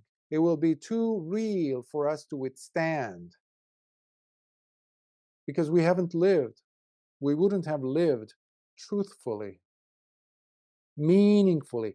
The intention had not been fused deeply, strongly, and turning it into a lifestyle. The reality of Dhamma had not become one with our life. They should be inseparable. Therefore, Ananda, one must consider the fact that there is kamma incapable of producing good results. Such deeds are termed as impossible actions that are impossible to shine forth. This because they are inherently ineffective and barren in their ability to bring about good results, as well as ineffective in their appearance, again, in that lifetime. Okay? Like I mentioned with King Ajatasattu, who killed his father, King Bimbisara, because of Devadatta's tricks. Remember? He committed patricide. He killed his own father. Even though he had the right seeds, he had the right kamma to be born at the time of a living Buddha who would know his father personally, his father would be also a Sotapanna. Ajatasattu's father was a Sotapanna. And he would also be a crown prince. Sooner or later, he was going to get the crown. He was going to be given that. But because he was foolish enough to listen to Devadatta, he went ahead and killed his father. Now that changes everything. It turns those kammic good seeds ineffective for that lifetime. Hence, he goes after his death, the death of his father. He goes and Lord Buddha gives him such a wonderful Dhamma discourse, a discourse that would turn anybody into an arahant. And he leaves and he says, oh, Bhante, I have to leave and go and tend to my royal duties as a king.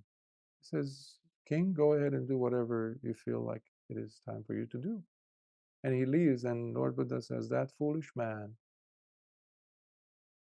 He was this close, he says, to attaining Sotapatti, but because he had committed that atrocious action. Who was at fault, this and that? Who convinced him? That doesn't matter. He intentionally willed it that his father dies. That made it impossible. That's an example of this type of a kamma, that it will not bear fruit no matter what you do. No matter who you're surrounded with or by. Talk about terrible circumstance. But nevertheless, those seeds are there. Even Devadatta, Lord Buddha declared that Devadatta, after that Mahā Kalpa is over, that world cycle, he will attain to arahantship. Lord Buddha foresaw that as well. But he won't be able to teach. He will be a Pacceka Buddha, a silent, non-teaching Buddha. That is Devadatta, at the end of a world cycle, infinitely long time. Anyhow, secondly, Ananda, there is kamma that, though may appear to be effective, but in truth remains incapable of producing any good results. Thus, such deeds remain impossible actions that are possible to shine forth, that look like they will end up being good. They will not. But they have the appearance of a promising good result, but they will not. Like, now remember, the intention has everything to do with this. It's not just the action in a vacuum. So a person might give $1 million to this foundation, or to this temple, or to this, I don't know, something that someone needs, let's say in connection to the Dhamma. Oh, I paid off all the mortgages for this temple, and yeah. And so you go and talk about it to your friends in your golf club, this and that. Yes, that temple, we paid it off. Yes. It's on the outside, it looks, yeah, wow. And the monks might even feel like, yeah, they were jubilant. I know a situation, that's why I'm bringing the example. There's a very wealthy person in Los Angeles, in Orange County, who paid off the whole mortgage fees for a temple, a Buddhist Sri Lankan temple. He paid it off. Everybody still is talking about it. That was about 6-7 years ago. I hope the situation is, changed, but basically, it's, oftentimes, there's a saying from Jesus, in the Christian gospel. He says, whatever one hand does, the other hand shouldn't know about. Like, if you're doing generous act with one hand, with your right hand, don't let your left hand know about it. What a beautiful statement. What a beautiful encouragement. Instead, what we do is we advertise. In fact, you have huge posters. I was mentioning the other day when a student was asking a question pertaining to this. There's a huge poster of those who, in the fundraiser for pay off the bills and this and that. So there's names of individuals. They make sure that the spelling is correct. Instead of saying anonymous. What a beautiful thing, anonymous. That makes your left hand disappear. Or right hand disappear, as your left hand is giving that donation. But you won't be able to talk about it to your golf friends. You won't talk about it in forums and say, yes, I paid $1,000 this month. Why? Who was that? Is that a PR trick? Well, it was happening even at the time of Lord Buddha. That's why he's saying this. Furthermore, Ananda, there is kamma that truly and effectively brings about good results, in addition to appearing to be capable of producing good results. Thus, they are possible actions that are possible to shine forth. Self-explanatory. Finally, Ananda, there is kamma that, though may appear to be ineffective, in truth is capable of producing many good results. Thus, these are called possible actions that are impossible to shine forth. So that might not look like they're anything, but in essence, they will turn out to be like the case was with the poverty-stricken husband and wife who only had one single robe to cover themselves. They were both naked. They were so poor, they didn't have enough money to buy robes. So they had to, exchange the robe. So they would partake of the robe during one part of the day while the man had to go and work. And then he would come home and give the robe to his wife so she could go and buy the few, I guess, seeds or rice for them to eat. So, and then Lord Buddha came to that town, and then they heard about it, so they started going. But the problem was they couldn't go together because obviously they had to use the robe. They can't go naked. So after a few times, the wife was going during one part of the day, the husband was going the other part of the day to listen to the Dhamma. They were being delighted until they were moved so much that the husband, while he's listening to the Dhamma talk in the evening, he says, I have to give something to Lord Buddha. He says, but what about my wife? She needs the robe too. It's not mine only. She has to have a say in this. And he says, I'm sure she will say okay. And he takes it off and he folds it and he says, I've conquered, yelling, screaming happily. And he places it in front of Lord Buddha's feet. Simply, insignificant act, one would say, but enough to shake even Sakka's throne in Tavatin Savam, because the king who was there was like, what is this? Who is this naked fellow? Like, what is he? What did he conquer? I conquer. I'm a king. What is this guy? So they go find out, and he's all in tears, and they find out, they come to him and say, Lord, that's all they had.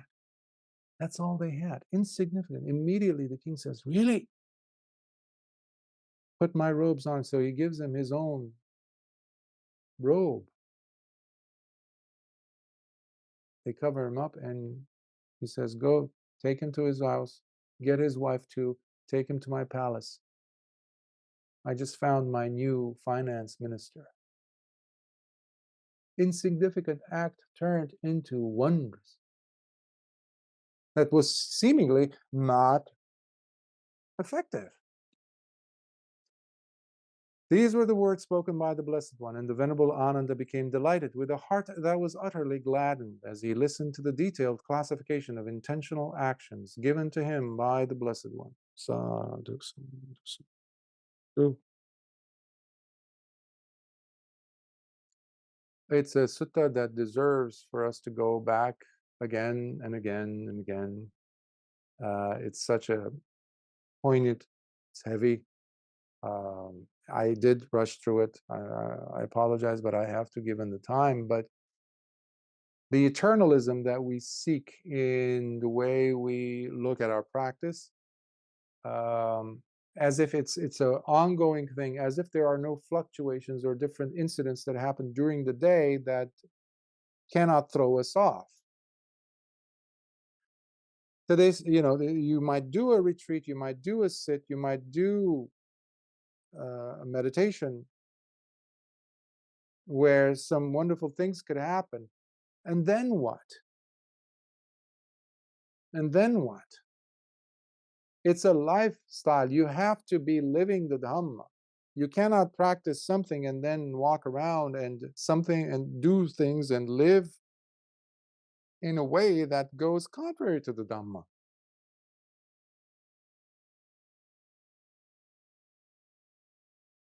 It doesn't happen like that.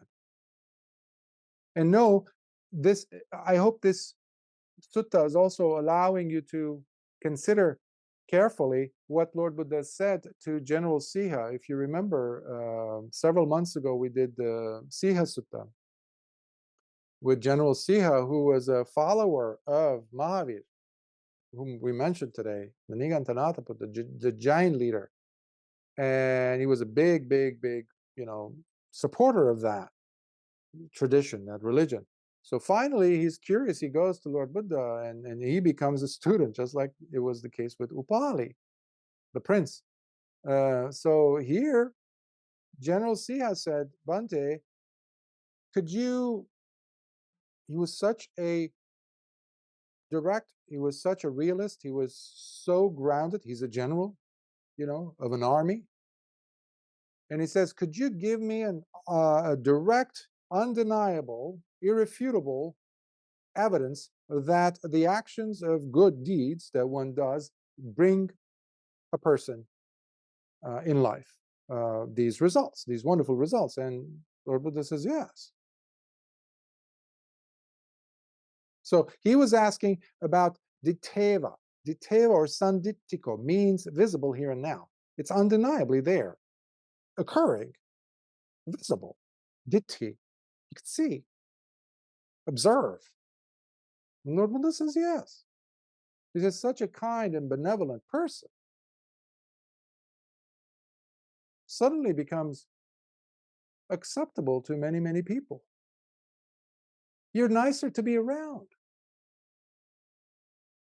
You feel relaxed more, as if a big heavy load came off of your shoulders. Second, other people approach you, perhaps wealthy, powerful people approach you because they realize that you have integrity, that you're not out to, it's not money that you're after. You're giving it away. The third one is you will have a good reputation. Your fame will spread. And fourthly, he says, you will enter any kind of assembly, any kind of a gathering of whoever it might be, with your chin up, fearlessly, happily, contentedly, relaxed. You have nothing to hide. You have nothing that you're ashamed of. And then it says, fifth, when you die, you will go into the heavenly realms. And Siha says, Bante, I don't need faith to believe in the first four benefits that you mentioned because I have seen this and I see this, I do see this on a daily basis. The four benefits, it's sandittiko, quality of the Dhamma. It is real, it's undeniable. I see them. But he says, as far as, so I don't need to have faith in the Lord Buddha, he says. At the time, Lord Buddha was his teacher. And by the way, he was Sotapanna at the time. He had attained Siha, first level awakened. But he says, when it comes to the fifth benefit, Bhante, that you mentioned, for that, I will have to go with the faith I have in the Buddha, in the Blessed One. Look, 4 benefits. So you can easily say, again, this is not just about dana, generosity. This is also about your precepts, your virtue. There's another example of the executioner, the copper mouth, I think it's called in English. There was a man who was so ugly, his teeth looked all coppery, copper colored, and so he wanted to join a gang of mercenaries or bandits, thieves, and they were a large number of them. So they really don't like him. So finally they cave in. They just like, like, fine, we'll take you in. So he goes and joins that group of thugs until he is caught along with the whole band, the group. And now the king wants them executed, but no one is daring to do that. They're all afraid as to what might happen.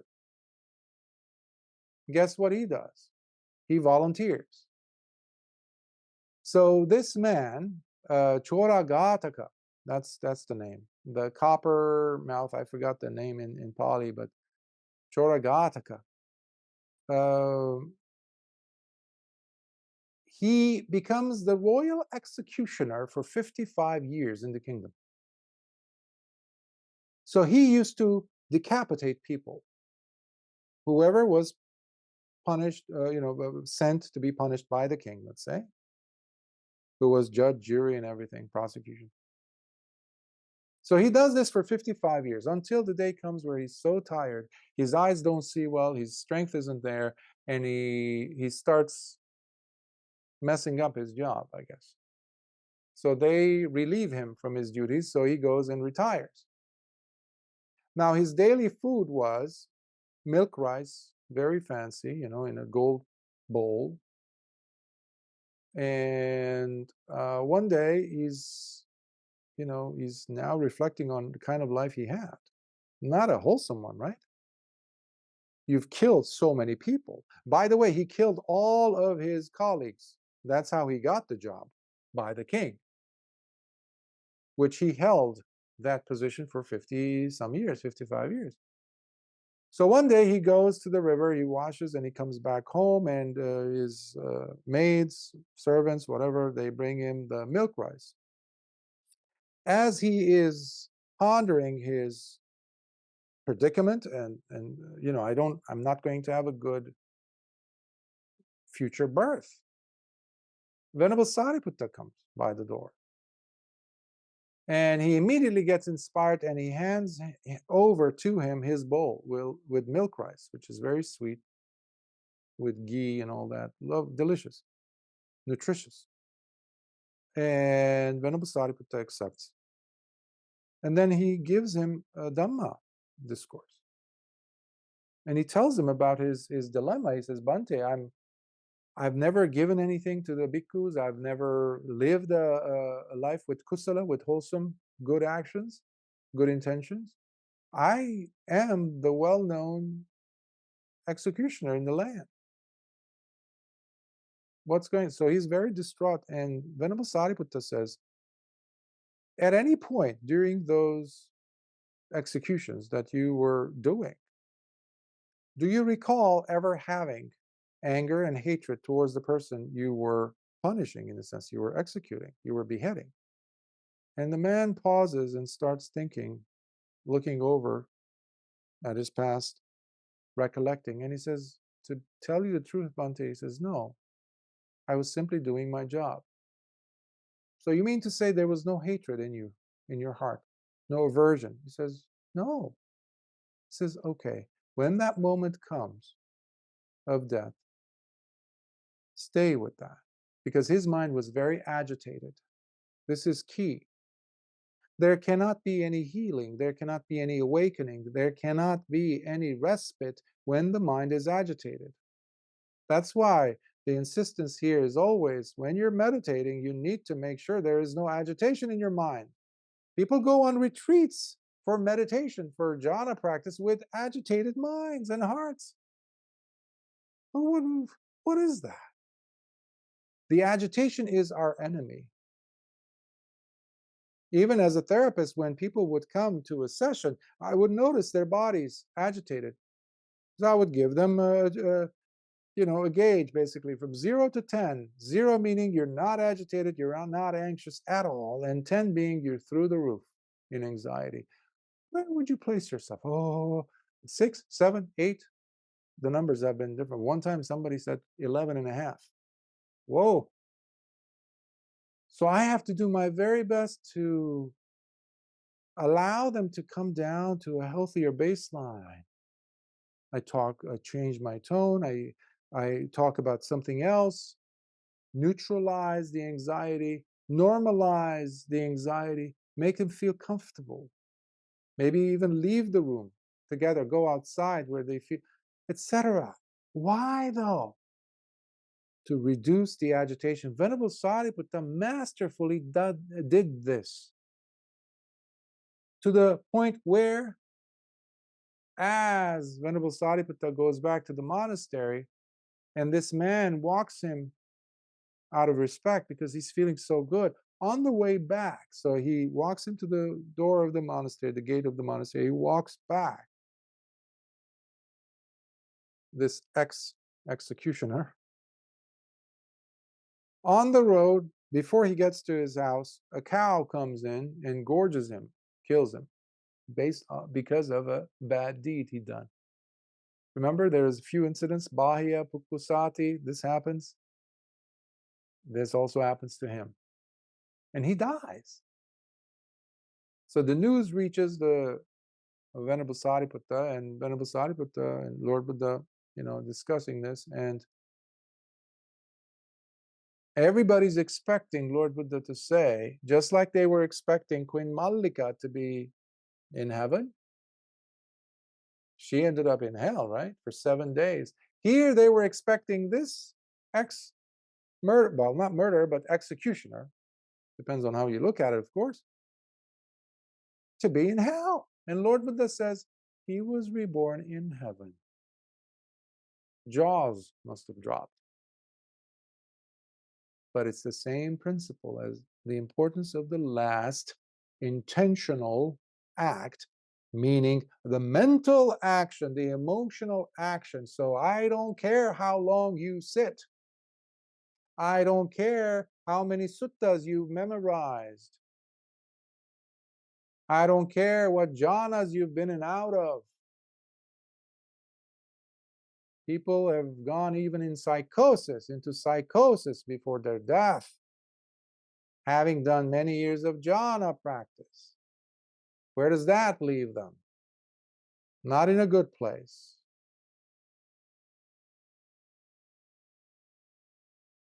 So life, your life and the Dhamma have to be one and the same. Because life exposes our frailties, the holes in our practice, the holes in our understanding of the Dhamma. They come out, not listening to what someone else is saying or what we like for them to be saying, because that makes us feel a certain way. No, it has to make sense. It has to be based on honest experiencing of truth. That's what Chora Ghataka, the executioner, did. Venerable Sariputta did not lie, did not give him positive affirmation. He just simply asked, have you done that? And he says, no, I didn't have animosity towards any one of them. It was a job that needed to be done. I did it. That's it. Now, you and I might not be able to do that. But for this man, that was it. Now, having said that, remember, heaven is not the same as awakening. It's just a place where you spend some time, your next stop. It's just a stop, just like it was the case with Queen Mallika. Buddhism, the Dhamma, at least the Dhamma that Lord Buddha taught, is different than other religions, completely. So heavenly birth is not respite, is not the end. For us, it's never the end. We need to get rid of that as well. This is why I was mentioning the falsehood, the false belief in because based on the wrong view of eternalism, that is secretly lingering in the hearts of many practitioners to attain some level where you won't fall from in some realm somewhere. That is carrying over the wrong beliefs from other practices, other traditions, other religions. So I hope this sutta will help you to shake that off, and I will stop here and see if there are any thoughts, any questions, comments.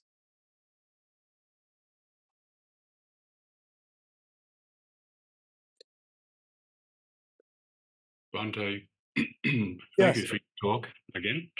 Mm-hmm.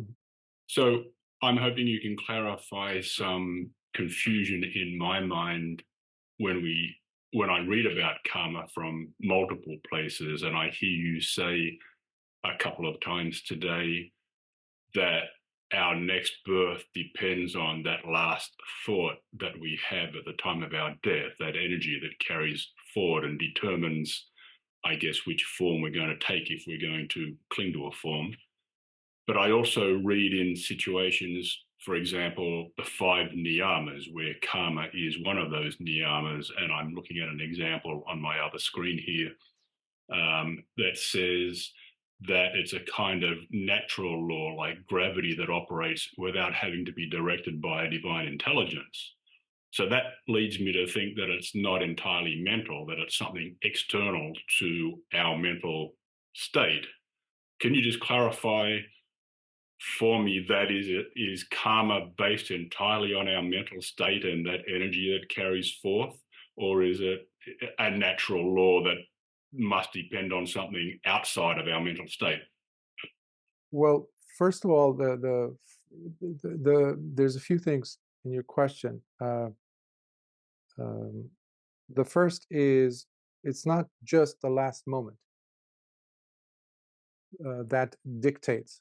The last moment is key, is crucial. However, the person has to, uh, in one's life, prior to getting to that last moment, lived truthfully, authentically, the Dhamma.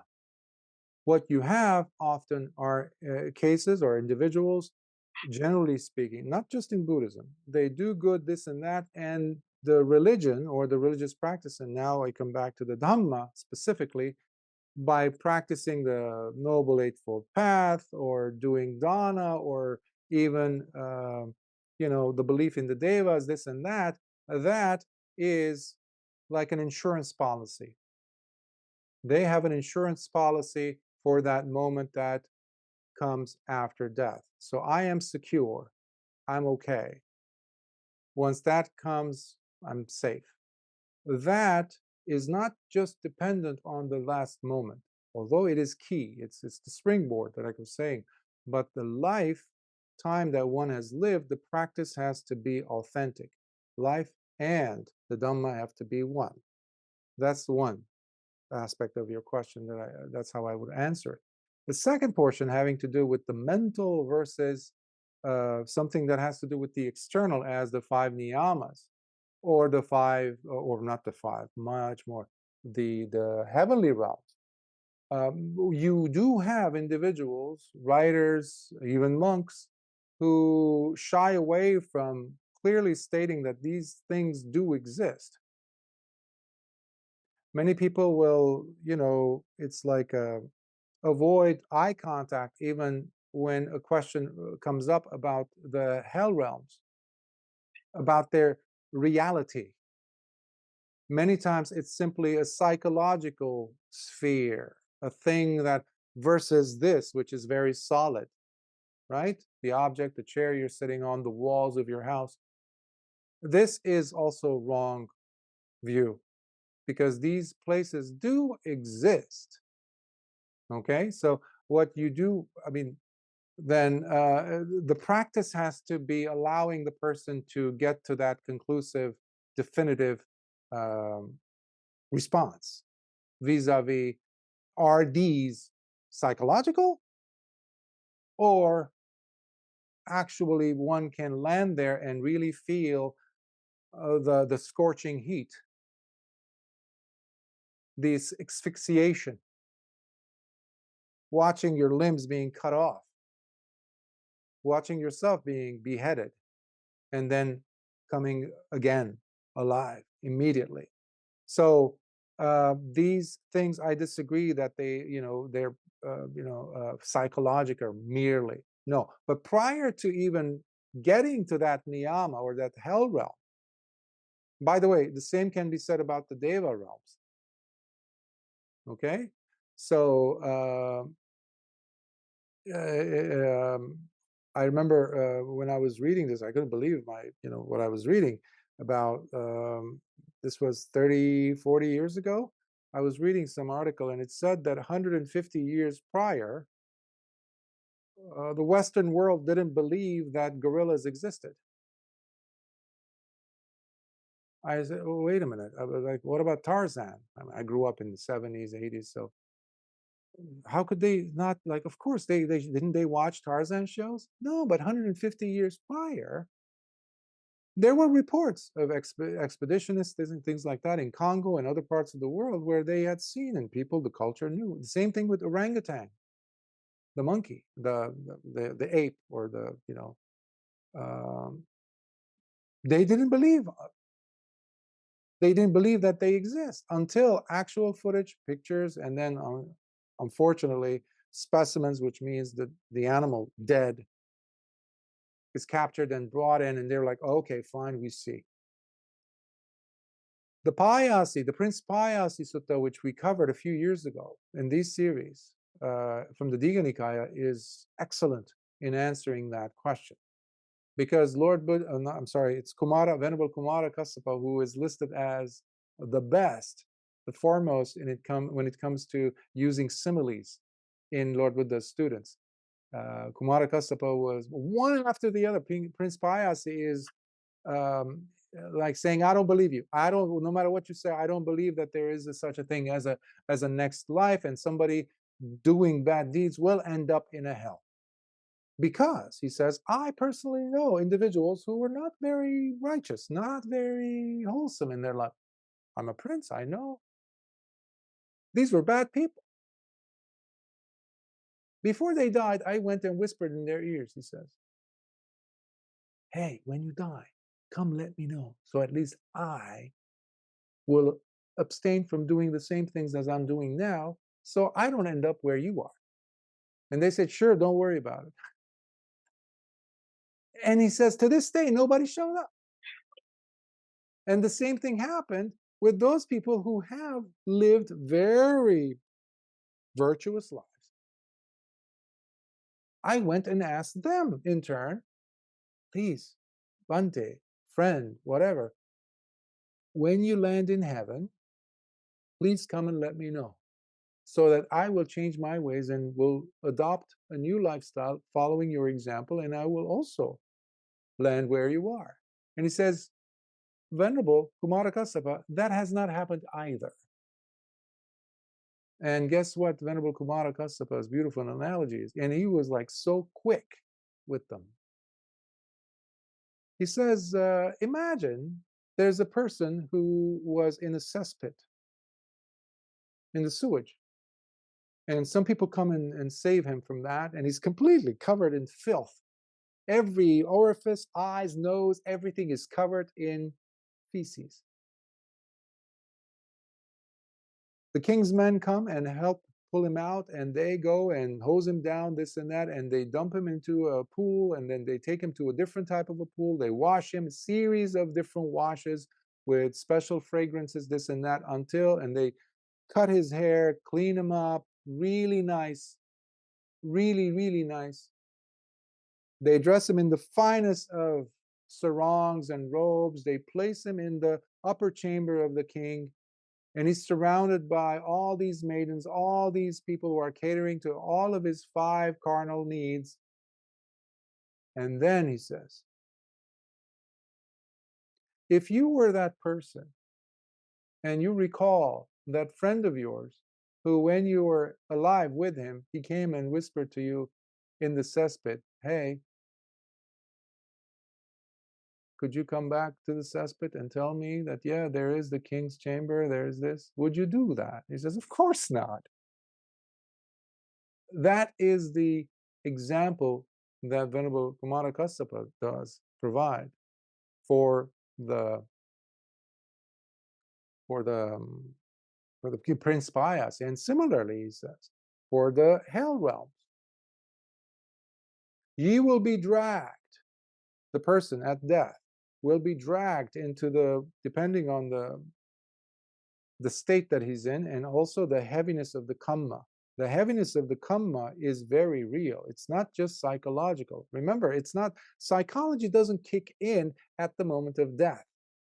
This is key to understand. The psychology has everything to do with the emotionality, meaning with the way you are living currently your life. No matter how many tactics one can utilize to subdue that, to suppress that, the psychology shows up in our face, in our behavior. Sometimes you might have seen individuals that without a reason, without a logical reason, they start giggling when they're answering a question you ask, a simple question. And you wonder, why are they laughing? There's no reason. There's no occasion for it. All these could be coming from a defense mechanism, protocols that they're used to, but they do not see that. They've lived erroneously because there's pressures. The body, sometimes you see them in the way they tattoo their bodies. Years ago, I met a person who ran a tattoo studio in Los Angeles, and years ago, and he and I started talking, and he said, I can read a person from their tattoos, from the ink on their skin. And I said, how? And he gave me a very short rundown on what it is, how to identify. And wow, the man knows psychology, but he doesn't. So the psychology is with the person in the emotional reactions, responses, and the way you live your life, whether it is authentic or inauthentic, that's still part of your psychology. So it's not something external as such, because the person is already living in hell. Now, that does not mean one versus the other, because the other exists as well. The niyamas are very real. And that is a danger, because we live at a time period where people push it away, shrug it off, and that's another, by the way, a defense mechanism. When we use these fancy words like, oh, I don't believe in it, or I'm too aloof to that kind of, basically it's beneath me. If you're a rational person, you shouldn't believe in that. Somebody actually said that when I was a lay Dhamma teacher in Los Angeles. I had given a few weeks prior a talk on the heavens and hells, and the person came up and he said, I saw the video, the Dhamma talk you gave, and I wanted to come and ask you in person, do you actually believe that? Just like this. Do you actually believe? The pitch went up. So basically, are you stupid? And I said, it's not a matter of belief. And I gave him that example that I've heard other people use also in different contexts. And I said, have you ever seen $1 billion? Have you ever touched it? Have you ever seen $1 million? I, for one, haven't seen $1 million. But do I know that $1 million do exist? Or 1 billion? Or 100 billion? Of course they do. Well, that's a different thing, he said. You can't. Yeah, for me, the psychological, emotional state or well-being is more real and relevant than the $1 billion. Who cares about the $1 billion? That's not going to change my life. My psychological state very much does so. By the way, how is this, Anditiko? Is this addressing your answered the question? question. It answered the question. Thank you.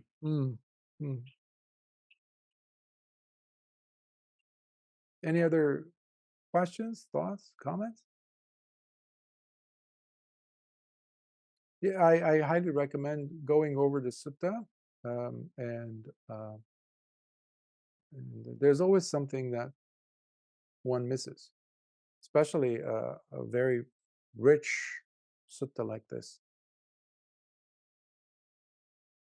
Very well. Let us transfer some merits. Akasatha Chabumata Devanagamahiddhika Punyantang Anumoditva Chirang Rakhantu Lokasasanam. Akasatha Chabumata Devanagamahiddhika Punyantang Anumoditva Chirang Rakhantu Desanam. Akasatha Chabumata Devanagamahiddhika Punyantang Anumoditva Chirang Rakhantu Mamparanti. Sadhu, sadhu, sadhu. May your practice, understanding grow. May your suffering lessen. Become less and less and less and less. And that's the other aspect of wisdom. It truly makes your pain less. Knowledge and wisdom are not the same.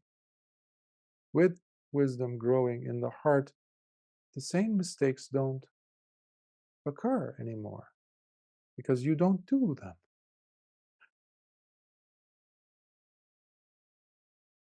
And that's another aspect of expecting and experiencing freedom. Freedom does not come at a later date. Arahantship will not come and then peace enter your heart.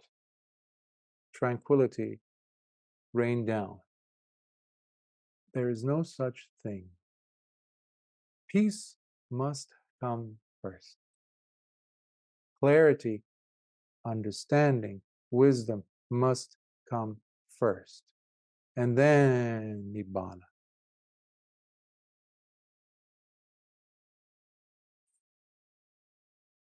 May the Triple Gems blessings be with you all and your loved ones. Till next time. Sukhihotu.